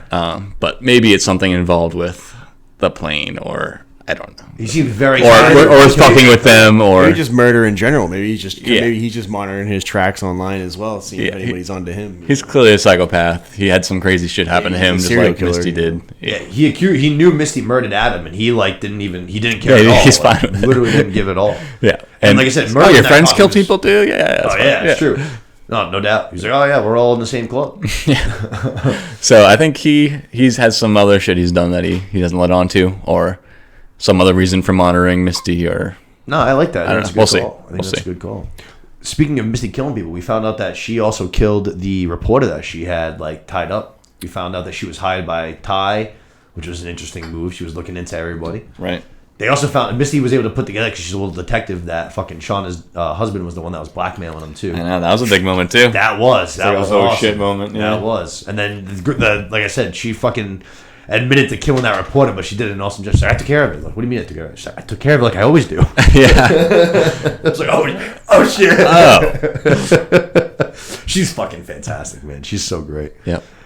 And one last thing is, do you think that Shauna's daughter, Callie, is going to be like as crazy as all of them now too? It seems like. Is she like at least affected by the darkness, whether real or not? You know, like. Yeah, I don't know if it's. Obviously, she's darkness, fucking shot but- Lottie, and like she's all in on that. Yeah. And that cop is going to be all over their ass. Maybe they have enough blackmail on him. Yeah, and maybe they have enough blackmail on that cop where he's not going to be all over them. But I think he's a hardcore dude. It's going to be his life to maybe put them down. I don't know. Yeah, maybe. That's so that like that detective, the one that's still alive. That's the same cop from Stranger Things. David Hobb is like, he's got like two cops under him. One of them's got the same mustache because he has the same mustache. And then Typecast. Yeah. And then he's got the other black guy. I never put one and one together. Yeah. I noticed that the other day too, because I've been rewatching back Stranger Things as well. Hey, you cover a lot of ground. Yeah, I've been rewatching Shout Out Eddie Munson, baby. Let's go. Yeah. I've been fucking covering Stranger Things like a bastard too. Been just blowing through it. But yeah, no. Like I said, Stranger Things season 2, overall, still good. Still enjoyed it. Definitely a step down from season 1. Had some huge moments though. I still say I think episode 2 of season 2 is the best episode that this show's done yet. That episode was a fucking banger. What was that? That's the one where they burn what's her face's body, and that was whole crazy. episode was a banger from start to finish.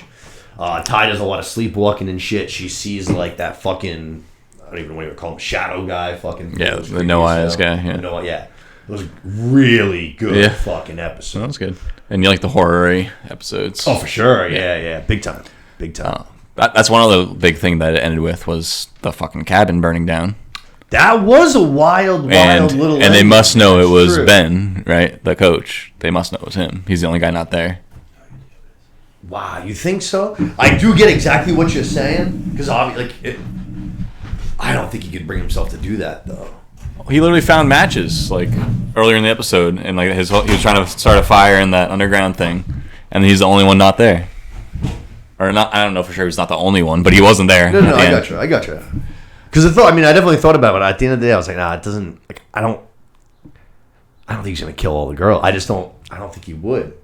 Yeah, I don't know. He looks so repulsed every single time that someone's like dead. That's fair. You know what I'm saying? For him to like just massacre like, I don't know, whatever it is, 15 teenage girls. Yeah.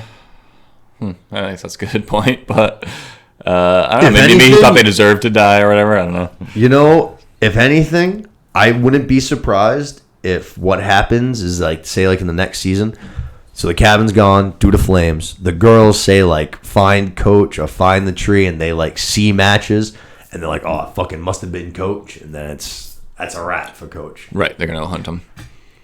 He tried to kill himself. We saw that too in episode, I think 7 or 8. He's thinking about it hard. Yeah, And Nat also seems like she has some like devious intentions now that she's the new like queen leader. Yeah. That was a wild scene too. We were talking about the King of the North earlier. It was very similar to that. We had a bunch of swearing allegiances. Yeah, like kneeling, like bowing. Yeah, big time. And everyone touching was her shoulders. just because Lottie said so. Crazy. Yeah. Like the wilderness fucking said so because she didn't die. It's not me anymore. All right, I guess. It's her, yeah. Yeah, pretty crazy. This camera at least seems to be staying steady now, so we should be good. Yeah, maintain. Like I said, I got another battery if things go bad. I think. I think we're all right. Do we have... Oh, yeah, like I was saying. Overall, not as good as Season 1.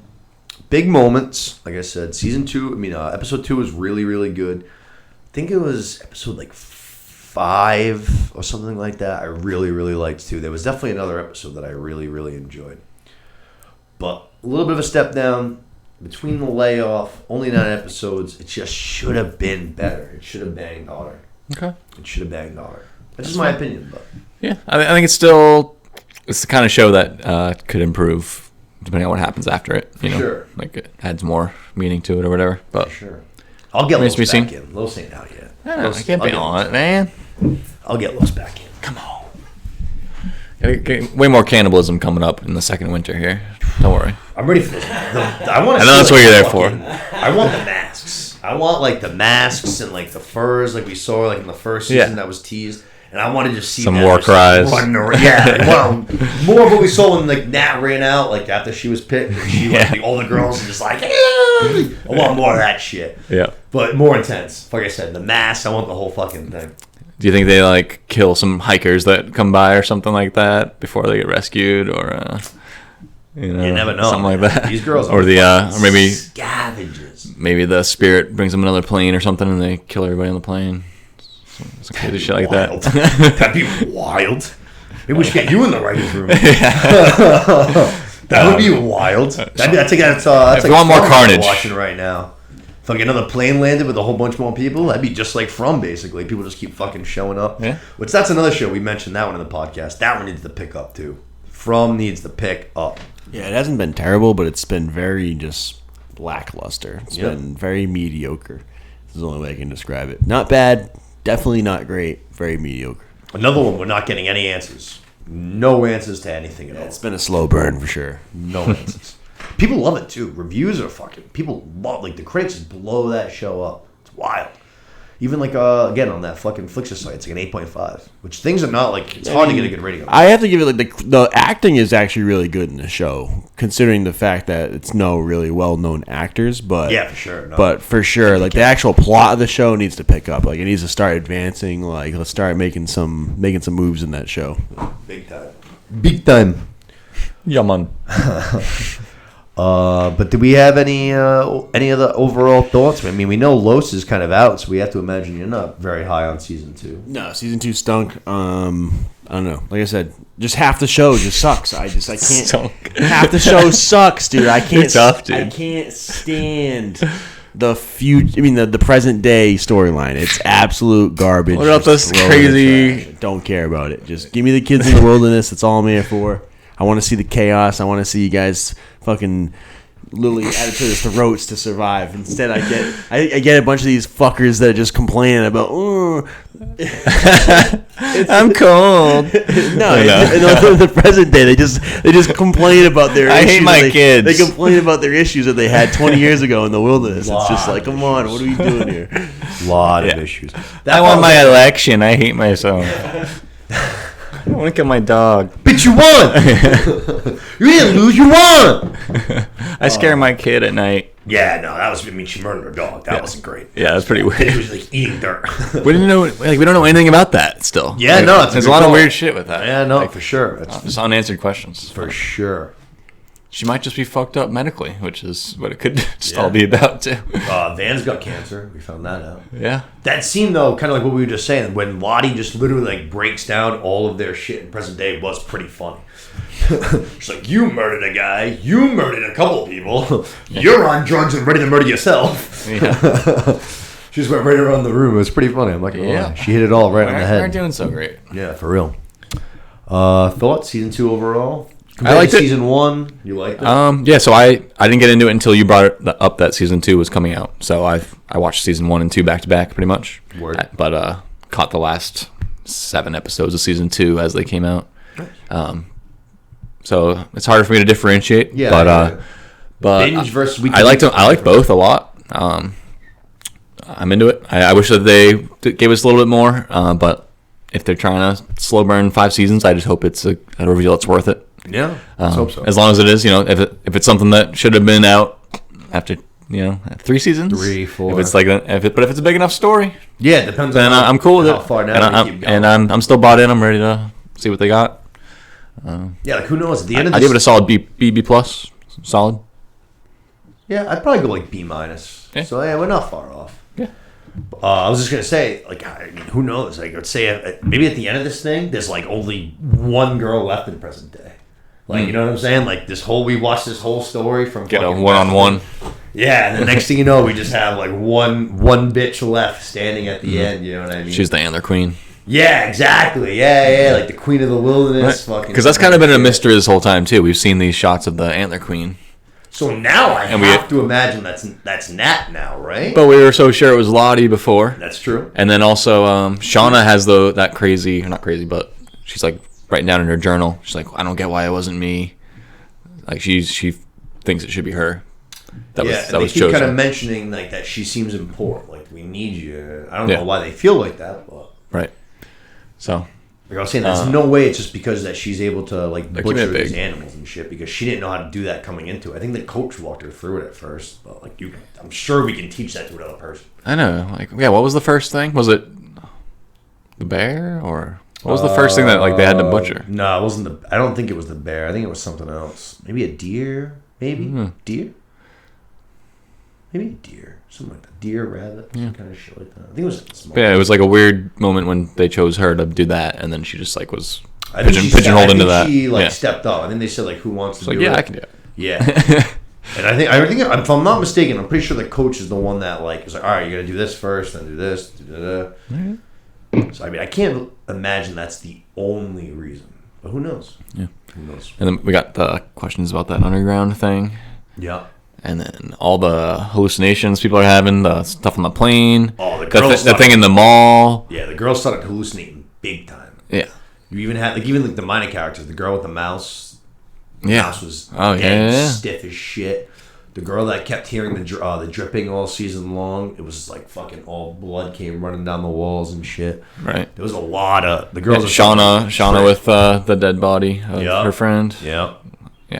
That was the first one, pretty much. No, the girls are starting to trip big time. Which I mean, they've been out here for a fucking long time. And it does, if you think about it, like if we're going to try to say it might be medical, it does get its craziest right before they make a kill and eat, and then it chills out for a while. That's true. And then they're like not insane for a bit. Yeah. No, it definitely makes sense. Yeah. I mean, think about fucking if you don't eat like all day, by the end of the day, I'm fucking just bitchy. It's like, angry. But you actually hallucinate after 4 weeks or whatever. Yeah, no shit. Malnourished as shit. Yeah. But yeah, I think that pretty much wraps it up for Yellowjackets, yes?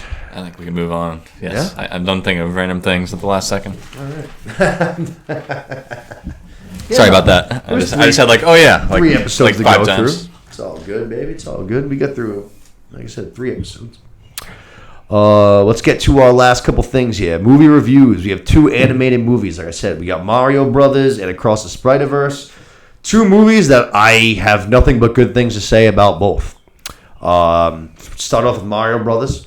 First things first, the movie is absolutely killing it. It has just crossed over 1.3 billion worldwide. It is the 3rd highest animation ever, grossing wise, at the box office. Wow. I think it did like 500 in US and then like 750 or 800 overseas. But Wow. I mean, as soon as we saw the trailer for this movie, right away I was like, this just looks like a good time. This looks like a fun time. And it was exactly that. It was everything that I feel like you could hope for at the best. You know what I'm saying? Like, I hope it does this. I hope it does that. I hope it does this. I feel like it pretty much nailed all those things. Yeah. I liked it a lot. I would put this soundtrack for this movie up against like any soundtrack from any movie ever. This fucking soundtrack banged so goddamn hard. It was one after the other. I couldn't stop. I couldn't believe it. I was just like, this is unbelievable. Every single song, banger. Beastie Boys early on set the tone. You're absolutely right. Yeah, it really did. It really did. You're absolutely right. No sleep till Brooklyn. Unreal soundtrack. The animation was super tight. As soon as it like came out in the trailer, a lot of people were like surprised by the Chris Pratt thing as Mario, which I kind of was too. I told Los because we watched it together. He said he could detect it a little bit. I had no idea. If I didn't know, I would have had no idea that was Chris Pratt. Yeah, I agree. I think Jack Black was surprisingly not that Jack Blacky too. Yeah, no, for sure. I thought he was great. Pick it up once in a while. Yeah, he did great, but it didn't sound like Jack Black. He was like doing a voice. For sure. So I don't know. It sounded good. See, like that one, I could detect a little bit. Like, not once in a while, a tiny bit. I was like, I know that exaggerated Jack Black. You know what I mean? I've heard it enough when times. He leans into it. Yeah, exactly. Like when he's singing in School of Rock and shit. You know what I mean? Peaches. Oh my god.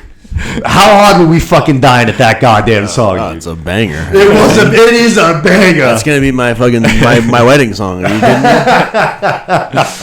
When they came back to it during the credits and they played it again during the credits, I was like, I love when people are something like they knew it. They were like, we struck gold with this song.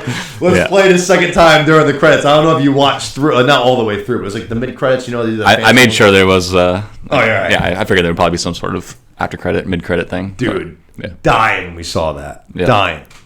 Jack Black was great. Like I said, Chris Pratt. I wouldn't even have known it was him, but I thought he did a really good job. Yeah, and I didn't actually know any of the other names going into it too. Oh, okay. But then at the end, seeing like Anya Taylor-Joy and I thought she did a good job, but I think she does a good job in everything. But I didn't pick out anybody. They all just did a great job. Yeah, no, I thought they did good. Yeah. Key as Toad was awesome. Which Toad has been Toad's my guy. Like he's my guy. Toad's my dog. And I thought Key was perfect, and I thought Toad was the best character in the movie. I thought Toad was fucking awesome. I thought Toad was wicked good. I love him. I literally said to Steph while we were watching it, because I rewatched it like a day ago, just to get a little refresher in my memory. Mm-hmm. This might have been Seth Rogen's best role since like Neighbors. Solid. No joke. Like Seth Rogen's put out a lot of shit. He was in that Fablemans movie, which I liked, but his character was wicked forgettable. He was in a good movie. It was, you know what I mean? But his role was super forgettable. Yeah, it's been a little while. Like all his old stuff's great. But of course. Like that interview, Pineapple Express. Politics broke his brain. Just broke his brain, his body, his soul, everything about him. Died. I didn't know he was a politic guy. Oh yeah, follow him on Twitter. It's awesome. Stick to the weed, man. Yeah, for real. But yeah, like reading the jokes. Best role I would say since Neighbors. Anya Taylor-Joy was awesome. Key as Toad is awesome. Jack Black was awesome. Charlie Day. Luigi was awesome. He was the one that did like him and Anya Taylor-Joy, they did like nothing. Yeah, they were just like, I'm gonna be me. Yeah. I thought they did a really good job though. Like I said, I thought that they did a cool job of making sure to, even if it was only for like a split second, they showed like almost every character in the universe. You know what I'm saying? Mm-hmm. They got Diddy Kong during the fight scene for like a split second. Yeah, he was like cheering at the end or whatever. Yeah. The king has to silence him down. It's enough, Diddy. You, Diddy Kong. Yeah. I liked Shy Guy. Same thing. They just did these little tiny pops to kind of try and get in as many characters from the universe as they could. I liked that. Yeah, all those cages with Luigi. Like had different random people in it. Yeah. Yep, exactly. Just little tiny pots to pop those guys in. I also thought that the Mario Kart scene was like perfect. Rainbow Road, yeah, like perfect. That was cool. They started off with if you played the Switch version of Mario Kart, you get to like literally customize your entire kart down to like if it's a cart or a motorcycle. You pick your wheels and all that shit. So that's how they kind of started it off. That was awesome. Yeah. Cool. I definitely didn't get every single Mario reference. I've played like a quarter of the games, maybe, but I know the general stuff. But I know there was a lot of deep references, which people go there for. The best, deep pulls, in my opinion, the best reference was they do the Mario Kart scene. They're all riding down. I think they were at the Donkey Kong map at first, but then they jump through the clouds and they land on Rainbow Road, which was awesome because obviously Rainbow Road's like the most famous map. But then at one point they're getting chased, so they have to split into 3 groupings. And Mario goes one way, and of course she's the one that's being chased. And he literally does the shortcut on Rainbow Road, where he jumps off of his bridge down to the lower level bridge for the quickest access. And I was like, that was awesome. Yeah, I was like, that's a deep pull too. Yeah, I was like, that's attention to detail, dude. To put that shit in, I was like, that was dope. Right, because that's like a 1 in 10 chance that a racer has to take, right? Like that's a really hard move to make. Yeah, once you play that, I mean, once you like get the, if you play Once the you get game, yeah, once you play the game, it's like fucking just like anything, like those fucking jumps in Halo 2 and shit like that. You just know how to do it. BXRs. Exactly. But no, like I said, I thought this movie was as good as I could have possibly imagined. I'd say it was like an 8.4, 8.5. I really, really loved it. I thought it was awesome. The animation was super tight. Like I said, soundtrack I'd put up against anything. It was awesome. I loved it. I watched it twice. I thought it was great. I think it was great too. I was surprised there was so much Donkey Kong in it too. Love that. Yeah. That whole sequence of going to get the Donkey Kong army was awesome. I thought it was really cool. Yep. And the upgrades and stuff are pretty cool. Yeah, they did a very cool job with that. Like him hating mushrooms. That was like, that whole thing was clever. That was very, very good. Yeah, I missed it during the pasta, but it was a good, good reveal. Yeah, that was very, very awesome. I loved that. I loved during the Donkey Kong fight too, when he fucking eats the mushrooms. Like, you're gonna fight someone your own size now. And you just go down to like Ant-Man size. Yeah. No, that stuff was very good.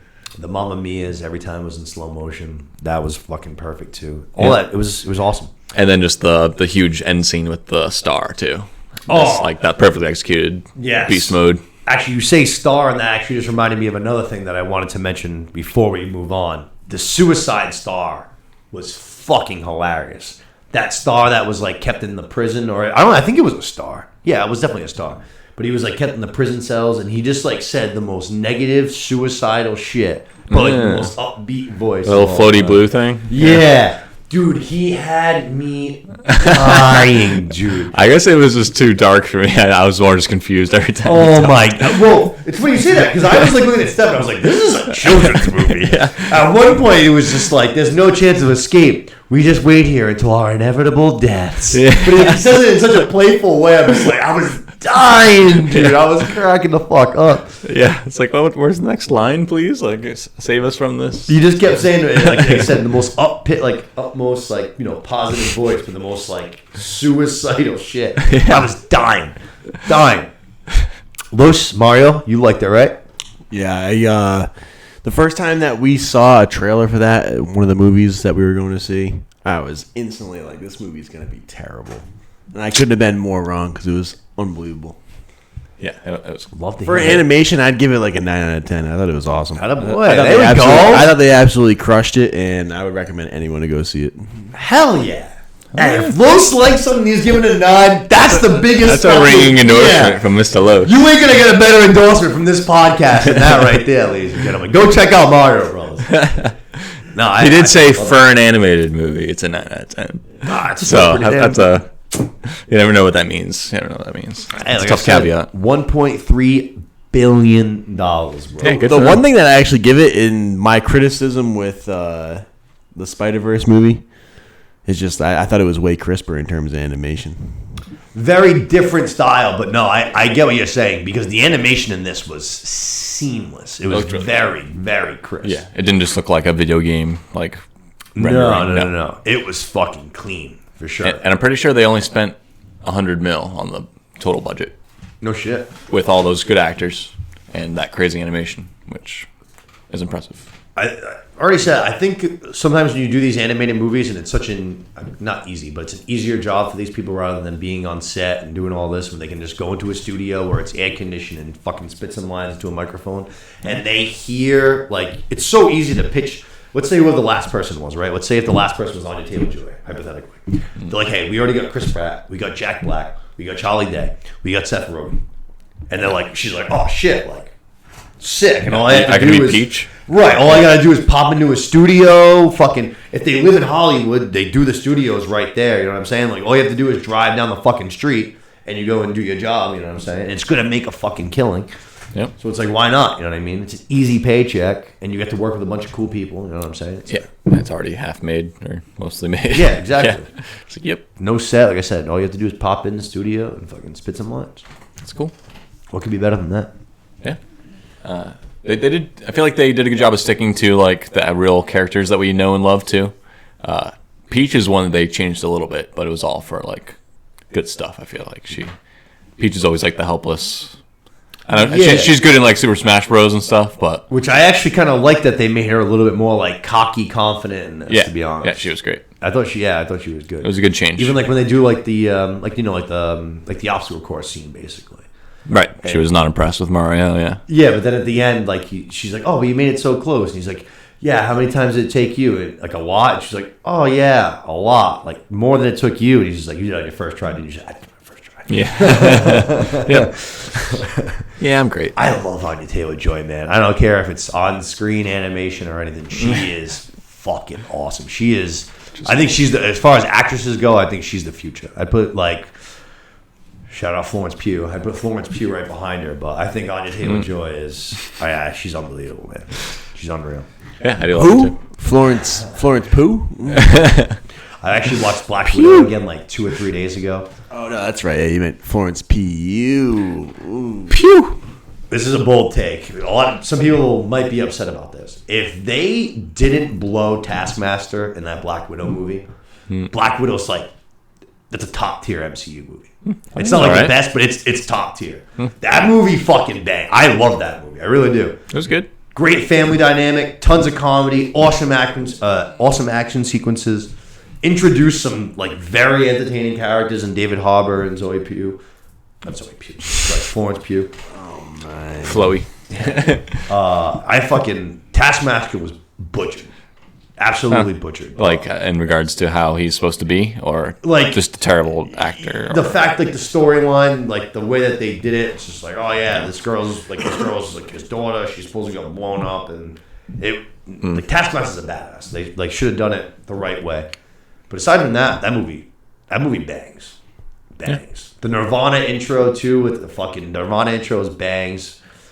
It's awesome. Good damn movie. I'm not even the biggest like Black Widow fan, but that movie's awesome. Solid. Like the Russian spy angle and all I do. That. Yeah, I do. It's cool. I do.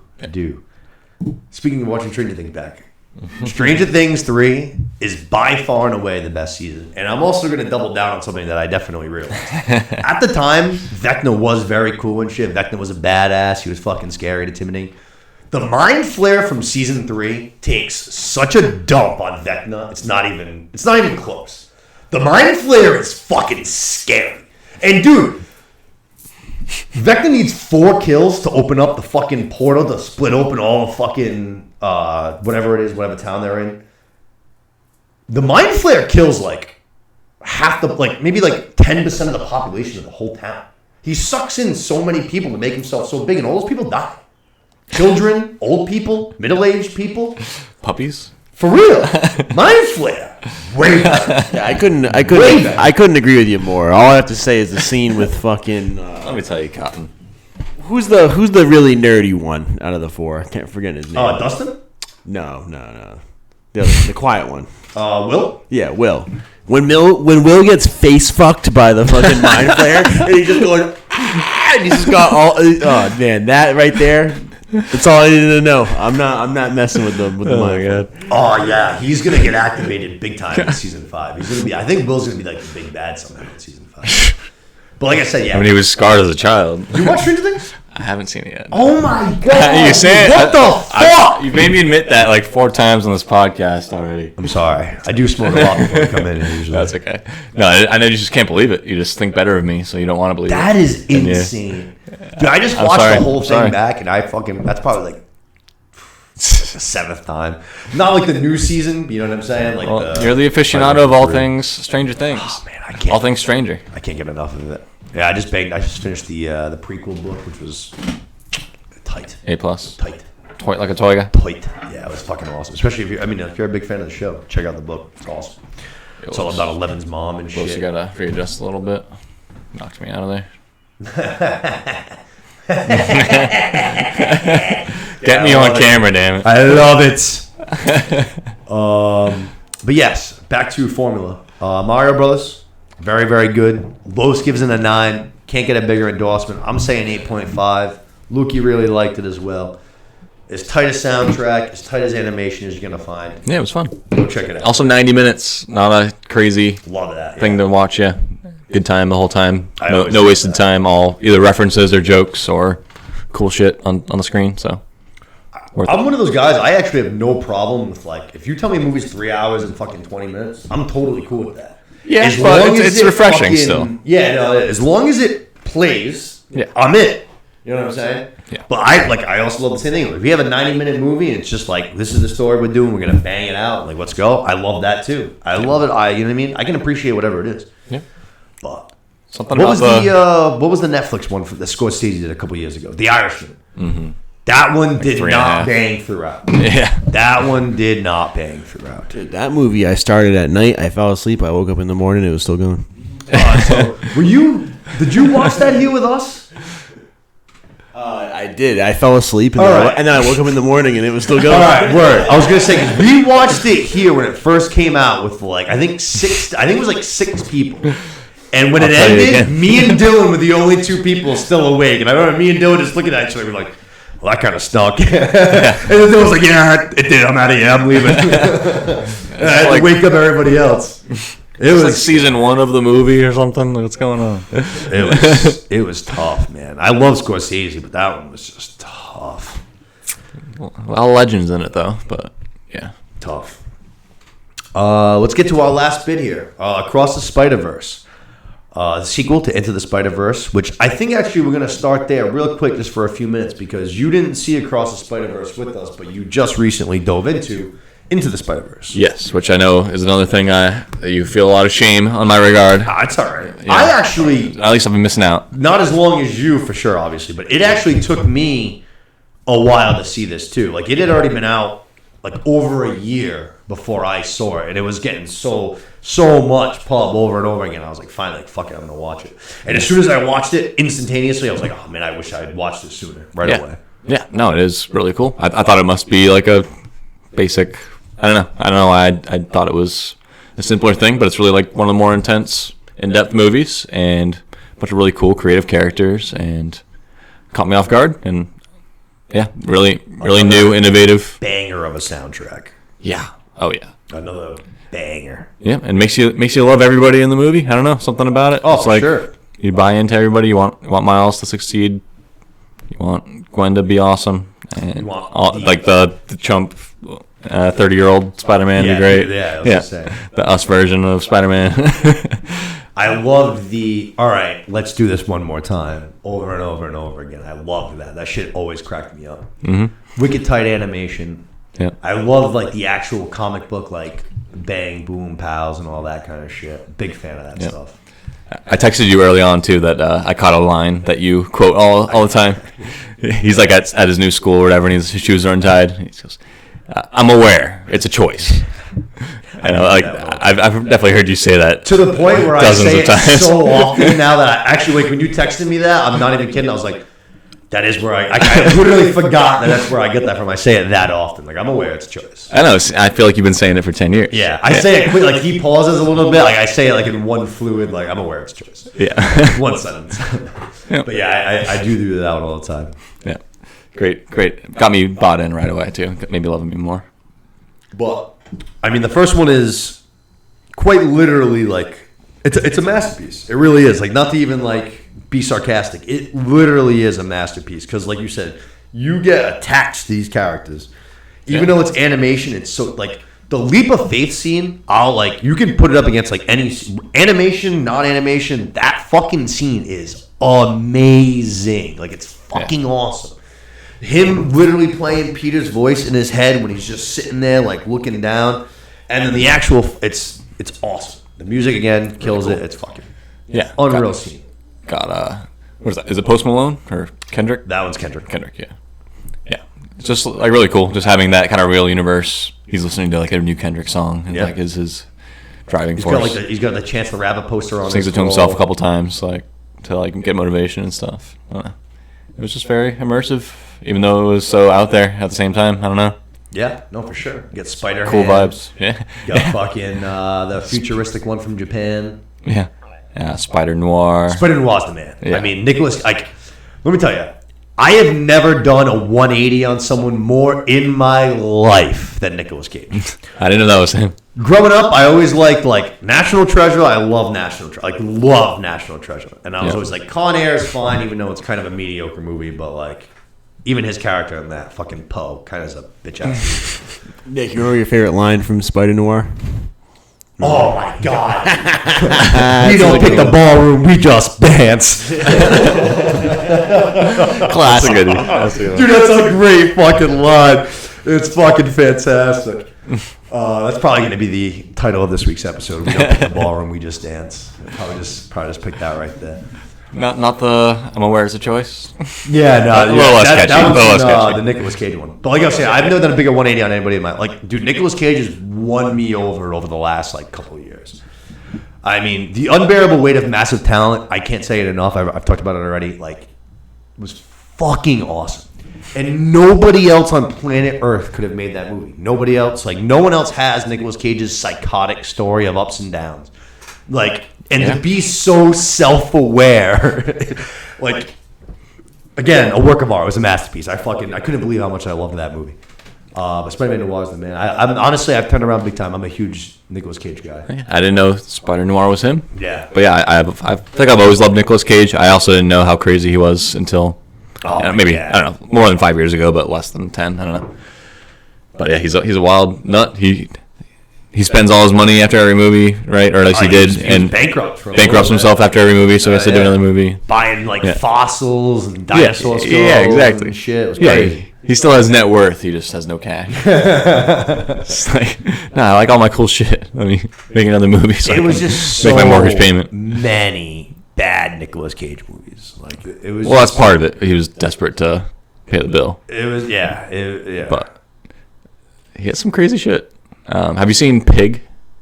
That one was new. I haven't seen that one. People loved it. That's pretty crazy. Did you watch that one? Yeah. Oh, nice. It's also short. Was it pretty good? Yeah. Oh, nice. I know it got like really, really, really well. Critics loved it. So. Yeah, I think you guys would like it. It's not for everybody because it's like the first 20 minutes are like silent and stuff. Like it's not as approachable for a lot of people. I But a little artsy. yeah, it's just him and his pig like hunting for mushrooms, like doing ASMR for like the first 15 minutes. Or not mushrooms, fucking truffles. He's a truffle pig. Yeah. I like that even better, to be honest. Yeah. I like that even better. I thought you knew that already. No, he's just like prize truffle pig, and they live in the deep forest. And Nicolas Cage like loves living by himself, and just occasionally has this truffle dealer come to him in his like spinners SUV and buys truffles off him. No shit. But then they fucking take his pig, and he's fucking pissed about it. Did you see it? No, I read about it, and I did want to watch That's the trailer. Yeah, we're gonna That's check the that one trailer. out. I completely forgot all about it, and we got to give that a watch. Yeah, we're gonna have to check that one out. Yeah, not too long, and yeah, it's just a revenge John Wick kind of thing. Let me tell you, if I watch another Nicolas Cage movie, man, he's gonna be going. He's gonna be shooting up that rankings, boy. Yeah, He's already on the way up, but his stock's gonna go way up. you took my pig.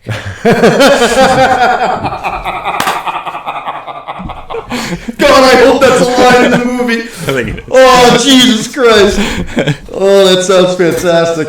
I love it already. I gotta be honest, I love it already. That sounds awesome. All right, I'll get on it.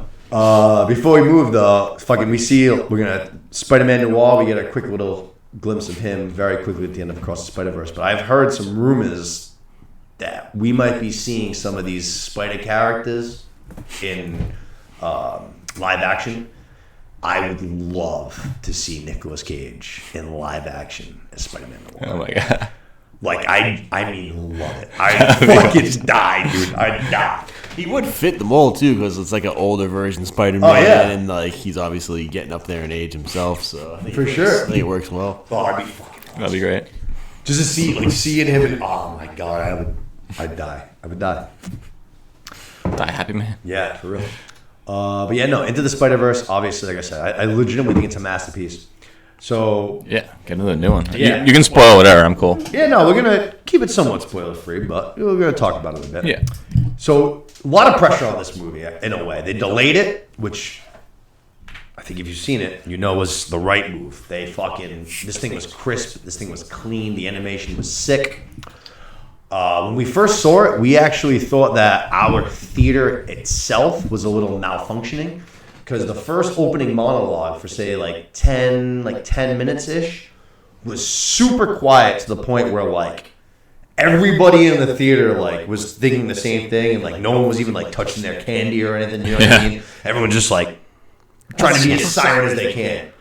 Huge release like that. Which is weird. And then afterwards, I found out on Twitter that it was like rolling across the country that like, even IMAX, Dolby Atmos, which we went to Dartmouth, so we didn't see it in Dolby. Even like Dolby and IMAX were all having like the same issues. Damn. Yeah. So that was one little thing, which I guess that's something that they said that they can clean up. Was it only the first 10 minutes, or that was just the worst part? It happened a couple more times, but it wasn't like as like so. When you have like a monologue and it's like 10 minutes long, and it's all the same. It's very noticeable. Whereas it's just like a line or two sprinkled in. You know what I'm saying? Right. But that was definitely the biggest sequence where it was like very noticeable. That sucks.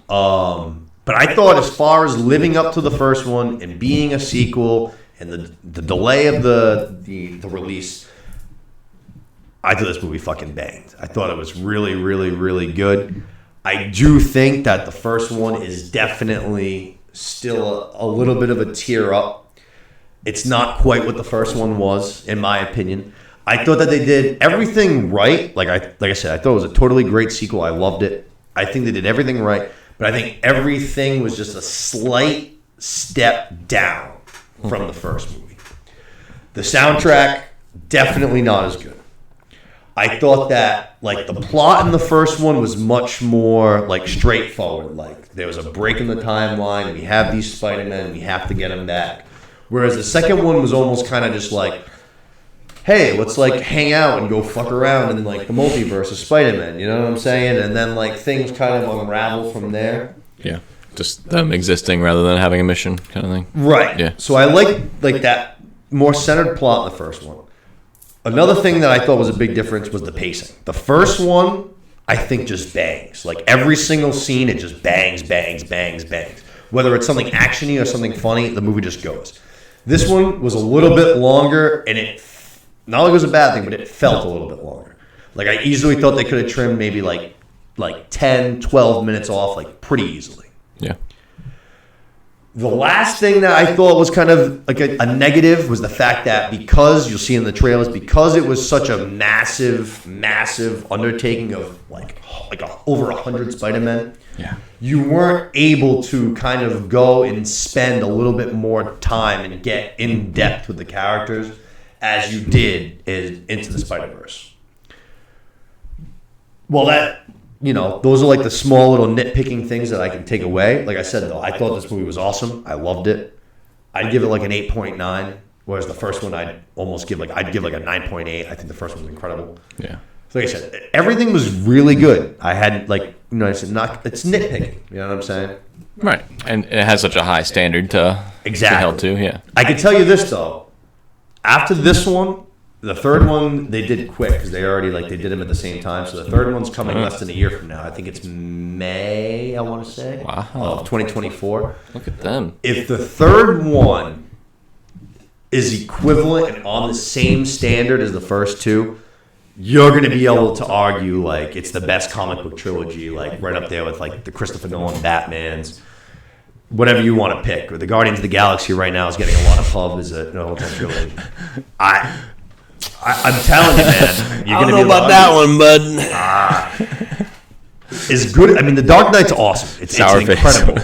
But you're gonna basically the way I look at it is you'll have Into the Spider-Verse versus The Dark Knight, which are two literally masterpieces. Yeah. After The Dark Knight, though, I think there is a bit of a drop before you get to Returns. And then I think there's an even bigger drop before you get to Begins.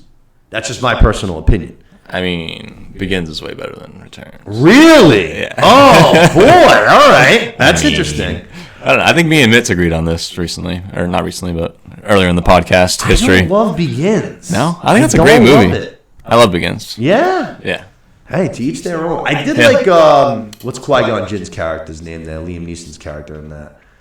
I liked him. Yeah, He's the bad guy, obviously. He's got a crazy name like that, Qui-Gon, too. I know. I can't We suck.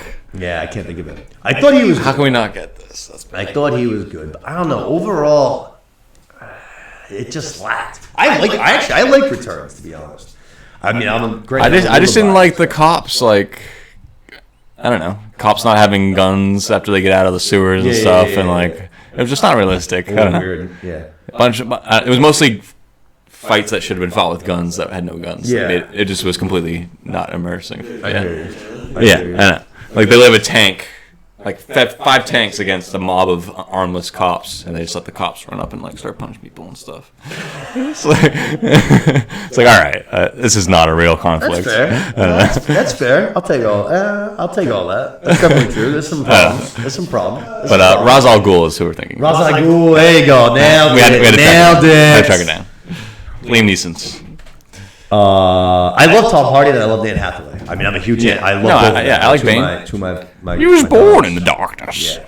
I love Anne Hathaway too. I thought she was bomb as cat. Molded by it. I love her. But yeah, no, like I said, it's much my opinion. I think that is a step down. I think that if this third movie bangs, I think you can argue it. Like I said, you can argue Okay. it. Not necessarily saying that it is, but I'm saying I think you can make the argument for it. You're saying an A+ and an A. Doesn't get much better than that. Right? Yeah, no, I mean, I could. I went like I said, 8.9. I'd go for this one. I'd put it just below that 9. Yeah, still Generous. But I thought it was really. I really liked it. I would say a couple standouts I had before we shift to Los. I really liked the Spider-Punk character. He was awesome. The baby Peter Parker killed me. Like 3 or 4 fucking times, I was dying at that goddamn baby. Spider-Man India was really good. And then I also thought the Spot, who was the villain, was a really good villain. I'd like to see more of the Spot going forward, which I think they're going to bring him back. I thought the Spot was awesome. He's all right as like a side villain, but as like a main villain, I totally get that. I don't like him. I agree with that. Like make another movie and have him be like maybe 30 minutes of the movie, like they continue this and they start with him, but then really like it transitions to like the main villain. That's kind of what they actually did for this one, sort of, with Oscar Isaacs. You know what I mean? Oscar Isaacs ended up being kind of like the real villain. But yeah, no, I get what you're saying. He's not going to be like the big bad, but as like a secondary, I thought he was good, and I thought his animation was fucking very tight. Spider-Punk's too, the fact that he was just like a totally different. Spider-Punk was awesome. That was the best. So he was I read that he was like a lot, like his character, the animation was a large reason for the delay. Was like cleaning that up to make it look so seamless, because they basically have an animation on top of a different animation. You know what I'm saying? like not comic book style. They do a different style. Right. on top. I mean, they do kind of do something similar in the first one. Like even like Spider-Man Noir kind of is a little bit different, but this one's like full blown, like very different. You know what I'm saying? Like Shrek being in Yeah. Spiderverse kind of thing. Exactly. Like, Right. Yes. Exactly. Something Yeah. kind of like that. Yeah. Totally different. But I thought his animation was tight. Like I said, I very much liked it. Los, what'd you think? So I didn't talk much about Into the Spider-Verse, so I'm going to start off with that. Into the Spider-Verse was a fucking work of art. That movie was so good. Like, it was good. Not only just from an originality standpoint, it was original, but just the animation was flawless. The soundtrack itself, like I'm not talking about individual songs that make up the soundtrack. I'm talking about how well it meshes with the movie itself. Yeah. That soundtrack meshed with that movie better than any other soundtrack I've ever heard in my life. That's actually a really good point. It was Great unbelievable. It was a perfect soundtrack that just meshed with the movie, and honestly, it enhanced the movie. It made the movie way better. And without that soundtrack, it still would have been good, but it wouldn't have been as good as it was. No, that's a great point. But going into Through the Spider-Verse or Across the Spider-Verse, I liked it, but I wasn't in love with it. One of my complaints, I don't know if it was just me or not. I don't know. I was tired that night when we went to go see it, but I just felt like the animation wasn't as crisp as the first one. I don't know if they did that on purpose or not. And maybe it's just me, but I didn't think the animation was as crisp. And just like you said, Nick, it had points where it was a little bit slow, like the Into the Spider-Verse. Literally not a slow second from start to finish. It was unbelievable. It kept my attention the entire time. I was on the edge of my seat. This one, at one point, I was like fighting to like not doze off because it lost me for a little bit. But that being said, I still enjoyed it. I still thought it was really good. I'd give it maybe like a 7.9, maybe an 8 out of 10. But yeah, it was still good. I enjoyed it, but Into the Spiderverse, in my opinion, work of art. I'll watch that movie 100 times probably before the end of my time. You know what? Good review. We actually Well just done. we mentioned it when we were talking about Into the Spider-Verse. That was another thing that this movie was not. I mean, it's tough to say it was lacking, but you didn't have that moment. You know what I'm saying? Like the leap of faith. I literally have a poster of it in my bedroom. Like that scene. It's like I said. It's fucking memorable. Like you can put that scene up. Like I said, against whether it's animation or regular. Like that fucking scene is. It's awesome from like the character development standpoint. Like Lucia said, the soundtrack makes it better. The animation is crisp. Yeah. It's a memorable scene. I feel like that sticks with fans of the comic book genre. This movie, which again, it's hard to do that again, but it doesn't have that moment. You know what I'm saying? That moment of the movie. There was a lot of good moments in the movie, a lot of very enjoyable moments in the movie, but it didn't have like that scene that really set it over the top. I feel like. Yeah. It's like you said, it's a tough one to compare it to. So the standard's high. It but definitely is. It definitely is. still sounds like it's well worth anyone's time, especially if you like the first one. Oh yeah, it was Yeah. definitely awesome. Milos and Steph went and checked it out on the Thursday, actually the day before it officially released. Hey. The theater was Breaking some packed. The rules. theater was good too. The theater was pretty not rowdy, but as soon as the screen went black and stuff to start, there was a fucking round of applause, and then as soon as the screen went black to end it, there was another round of applause. Cool. So people liked it. I will say, one thing that I did really like about it was that it was loaded with Easter eggs. Loaded with Easter eggs. Even though you don't like read a million comics. Oh yeah, for sure. Yeah. I don't want to give too much away, but one like that it was very early. That stood out for me right away. That I really liked. Is I'm sure you'll probably remember it. But he goes, "I have the power of the multiverse in the palm of my hand," which is the same line that Octavius says. I have the power of the sun in the palm of my hand. I do remember that. Yeah. And right away, I was just like, I saw that, like I heard that one, and right away I was just like, all right. And that almost like elevated my attention to all of these little things. Yeah. And I was fucking Like, really- okay, they're doing it like this. Yeah. It's like, all right. Yeah. Cool. There's also a cool, there's a cool scene, say, in the first one where Miles's spider sense goes off. You have like the tingle, and there's like the little like shock waves, like electric shock waves, and it's in a green and purple, like the screen split green and purple because of the Prowler. That's who he's fighting, is the Prowler. Yeah. They do the same scene in this one, only the main bad guy is Spider-Man 2099, who's Oscar Isaac's character. And they do the same thing where the spider tingle is going off, the exact same shot, only it's blue and red this time. So it was like a wicked cool callback to the first one for people that were like, you know what I mean? Yeah, that's cool. But it's like they doing the villain for this one, the villain for the first one. That was very cool. And then the other thing was that, I mean, you didn't really expect it, but there was some serious fucking cameos in this movie. I mean, and not animated cameos. No? Not animated cameos. They dropped in some fucking bombs, dude. They dropped in one. Again, I don't want to give too much away, but there's a post-credit scene in the MCU. I'm not going to even tell you what movie or anything, but there's a post-credit scene in the MCU Okay. that got completely left unread, basically. If you want to use the modern kids lingo. Yeah. Got left unread. They never did anything. They never followed up with it at all. It just completely got swept under the rug. And it got, like, spotlight in this movie as a cameo. And as soon as it happened, I instantly, like, I don't usually get too verbal in the theater. I was like, oh, shit. Like, they're talking about that? Yeah, Steph even looked over at me. I was like, oh, sorry, I just didn't see that one coming at all. I was like, Yeah. that was awesome. All right. I'm curious. Yeah, you'll be. They actually showed the same character like a second time. Both times were pretty quick. It was say like 5 seconds and then like 3 seconds kind of a thing. But I was just like, oh shit! And then they showed me. I was like, oh fuck! They showed him again. It was. All right. It was a wild one. It was fucking awesome. Like I said, if you're a big MCU fan, you might be able to put it together. You haven't seen the movie, but there's one MCU scene that, like I said, go Yeah, I don't know. completely left on red. I don't know which one that would be, so I'll have to watch and find out. I'll give you a hint. He's a rapper and a Don't actor. give me hints. That's all I'm going to give you for a hint. Yeah, it was awesome.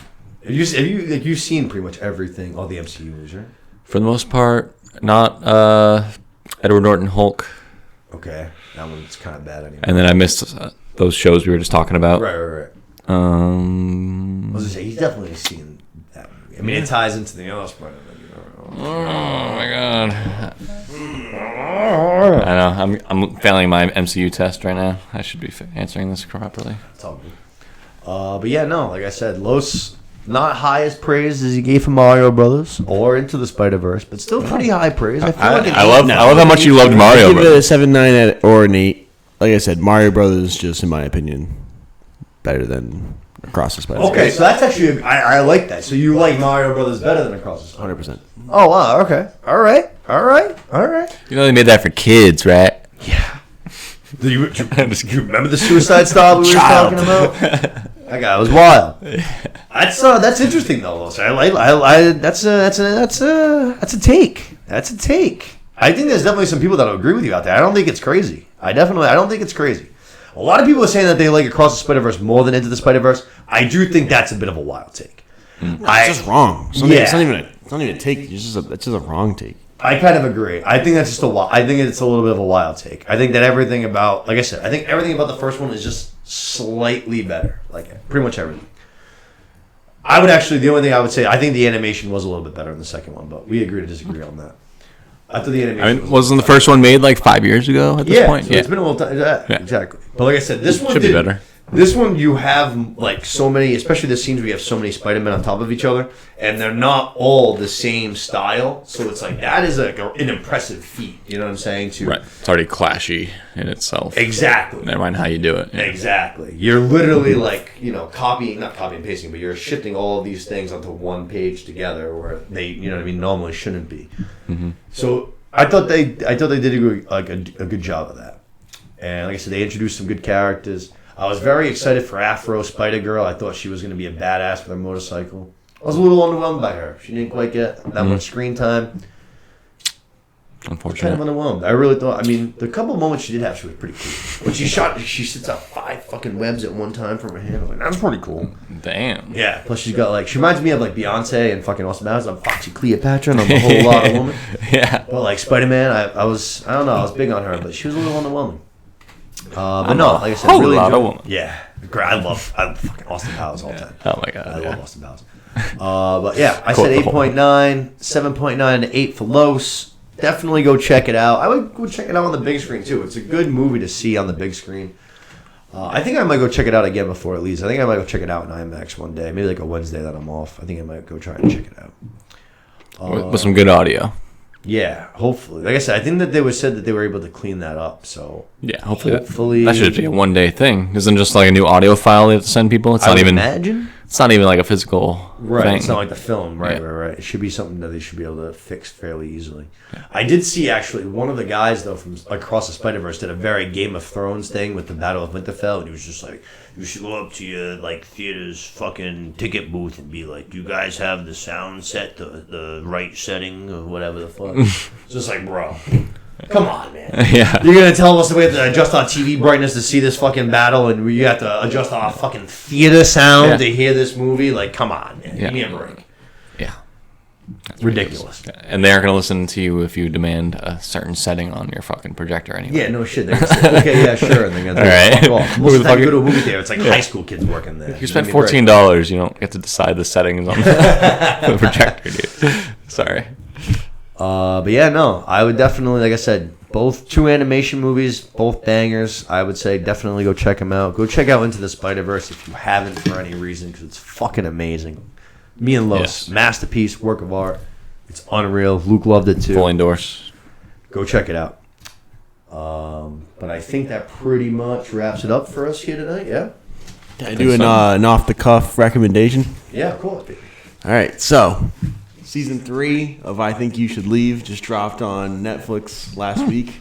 Heard a lot of good things about this show. I've told a few of my friends to watch this show, and I'm just going to start off by saying that this show is definitely not for everybody. I don't think I've heard of a single female even think that the show is even remotely funny. But I've talked to some friends of mine. Some people have watched it, and if the humor resonates with you, it is absolutely a hilarious show. The main actor, writer, producer of the show is named Tim Robinson. He used to be a writer for SNL, but he ended up leaving because they didn't like where he was going with his comedy, and he thought that Is it like a dark thing? Some of it is. It's definitely all over the place. Like he's got some dark stuff, but it's just wild. Like so, the reason why he left SNL was they were trying to like restrict basically what he was writing, and he wanted to have more freedom. So he left, and Netflix picked him up. And so this is, like I said, this is season 3 that just dropped. There's 2 other seasons on Netflix as well, 3 in total. But the first 2 seasons, and that's the thing too with the show. Like some of the so just give you some background on the show. Every episode's like 15 minutes long, and it consists of like 5 or 6 like 2-minute skits. They're super short, like, and they're just crazy. But it's just wild, stupid comedy. If you like Adam Sandler back in the day, where he's just fucking yelling all the time and like just being ridiculous over the top, then you'll probably like this humor. If you don't like that, then don't even give it a shot. But I personally love dumb comedy and just stupid comedy, and I find it hilarious. And not every skit hits. Like some of the skits are a little bit slow, but some of them are just absolutely hysterical. And you've probably seen a meme of him online, not even realizing what it's from, but it's just because they've memed him to death. Like all of his skits, there's a million memes for it on Twitter because there's a huge following behind the show, but it's just so over the top and ridiculous. The show's called I Think You Should Leave. It's on Netflix. Season 3 just dropped. I just give it as a recommendation. If you like stupid, dumb comedy humor, like just give it a shot. If you smoke weed too, oh god, you gotta smoke a fat joint or a bowl right before you watch the show, and you'll be cracking up. So. That's my recommendation for you. No, I've heard a few good things about that, and like you kind of said about some episodes that hit and miss. I feel like that's the case with anything. I mean, Saturday Night Live skits are a perfect example. Like there are some that you will fucking piss your pants laughing so hard, and there are other ones where you're just like, "This is supposed to be funny." You know what I mean? Yeah. And that's exactly the concept of the show. It's you watch some. I'd say like 25% of the skits you watch it and you go, I didn't really do it for me. But 75% of them that I watch, I'm literally belly laughing like watching them. Pretty good percentage. That's a pretty good percentage. I used to be a fucking massive Whose Line Is It Anyway fan. Oh yeah, I've seen a million. And I would say that show hit at like pretty close to 75%. That fucking show. I love that show. Yeah, I liked all those guys, Colin and Ryan and all the boys. He was on fucking 2.5 Men a lot, which I've always said is like my favorite fucking stupid sitcom. I know Los loved that one too. You've seen every episode of that. Oh, I've seen every episode of that show like 2.5 Men is the greatest show. Man. It's fucking fantastic. I fucking Men.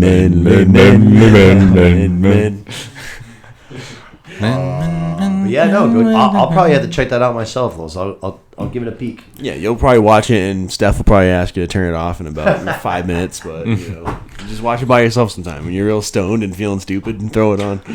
Oh man, that reminds me of the time I literally was like, "Yo, Steph," I was like, I don't even remember. It came up. We was like talking about Malibu's Most Wanted. She's like, "I've never seen that." I was like, "You never seen Malibu's Most Wanted?" Mm-hmm. And like later that week, I put it on for her, and I've seen this movie like a billion times. Like I know every line of the movie, and I'm still sitting there belly laughing, and she's just sitting. It's not about it at all. I'm like, you don't appreciate comedy. Yeah, you're not funny. Your sense of humor. You don't appreciate it. Dude, that fucking movie is so goddamn funny. This ain't no Pringles, bitch. Oh no, this ain't no pickle, bitch. I'm honed on the inside like one. That movie's fucking amazing. Yeah, no, I'll have to check out it. So that's your recommendation of the week? Oh, yeah. If you haven't seen Malibu's Most Wanted, go watch Malibu's Most Wanted. Hey, Bill Gluckman's down with the bitches and hoes. Dude, later on in the movie, when he's like, "Oh yeah, Gluckman, he's down with the bitches and hoes." I'm gonna vote for him. Oh man, I fucking love that movie. Oh shit. But yeah, so check out I Think You Should Leave. Check out The Idol because, like I said, it's not going to be good, but we're going to be talking about it on the show. So just to be up to date, we're going to watch how much of a train wreck it is. Yeah. I'm definitely going to go check out The Flash before our next episode. I might even go check out Transformers too. I'm not going to lie; those are both coming out in the next 2 weeks. But the summer's Promising. here. Yeah, the summer's here. Movies are busting out. I mean, whether you like all these franchises or not, you got Indiana Jones, you got Mission Impossible. I mean, we got the Barbie Oppenheimer double feature coming, which I cannot be more excited for. Can't we just spend 5 hours in the theater that day? It's going to be sick. Wow. But the summer's loaded. But Secret Invasion's coming. Be on the lookout for that. That's June 21st, I want to say. So we're definitely going to be reviewing that. So there's a lot to dive into and keep up. And keep tuning into Cinema Lords because we're going to have a lot to talk about. Goddamn right. Yes, sir. But yeah, I think that's going to wrap it up for us here this evening. As always, please remember, share, subscribe, like, comment, tell your mom, tell your mom's friends, tell your dad, tell your dad's friends, tell your grandma, tell your grandma's friends, tell everybody. They like movies, they like TV. Come here, check out the Cinema Lords, smash that subscribe button, smash that share button. Smash. And as always, yeah, thank you to Los on the ones and twos. Thanks for being here, baby. Couldn't have done the show without you. Hey, thanks for having me. To our co-host this evening, Mr. Luke Kleinen. Lukey, baby, thank you for having me here, as always. Of course. Thanks for having me, dog. Of course, man. It's a Good pleasure to times. have Good you times. guys. And we'll talk to you guys soon. And hopefully the next time you guys talk to me, I'll be a Champions League trophy holder.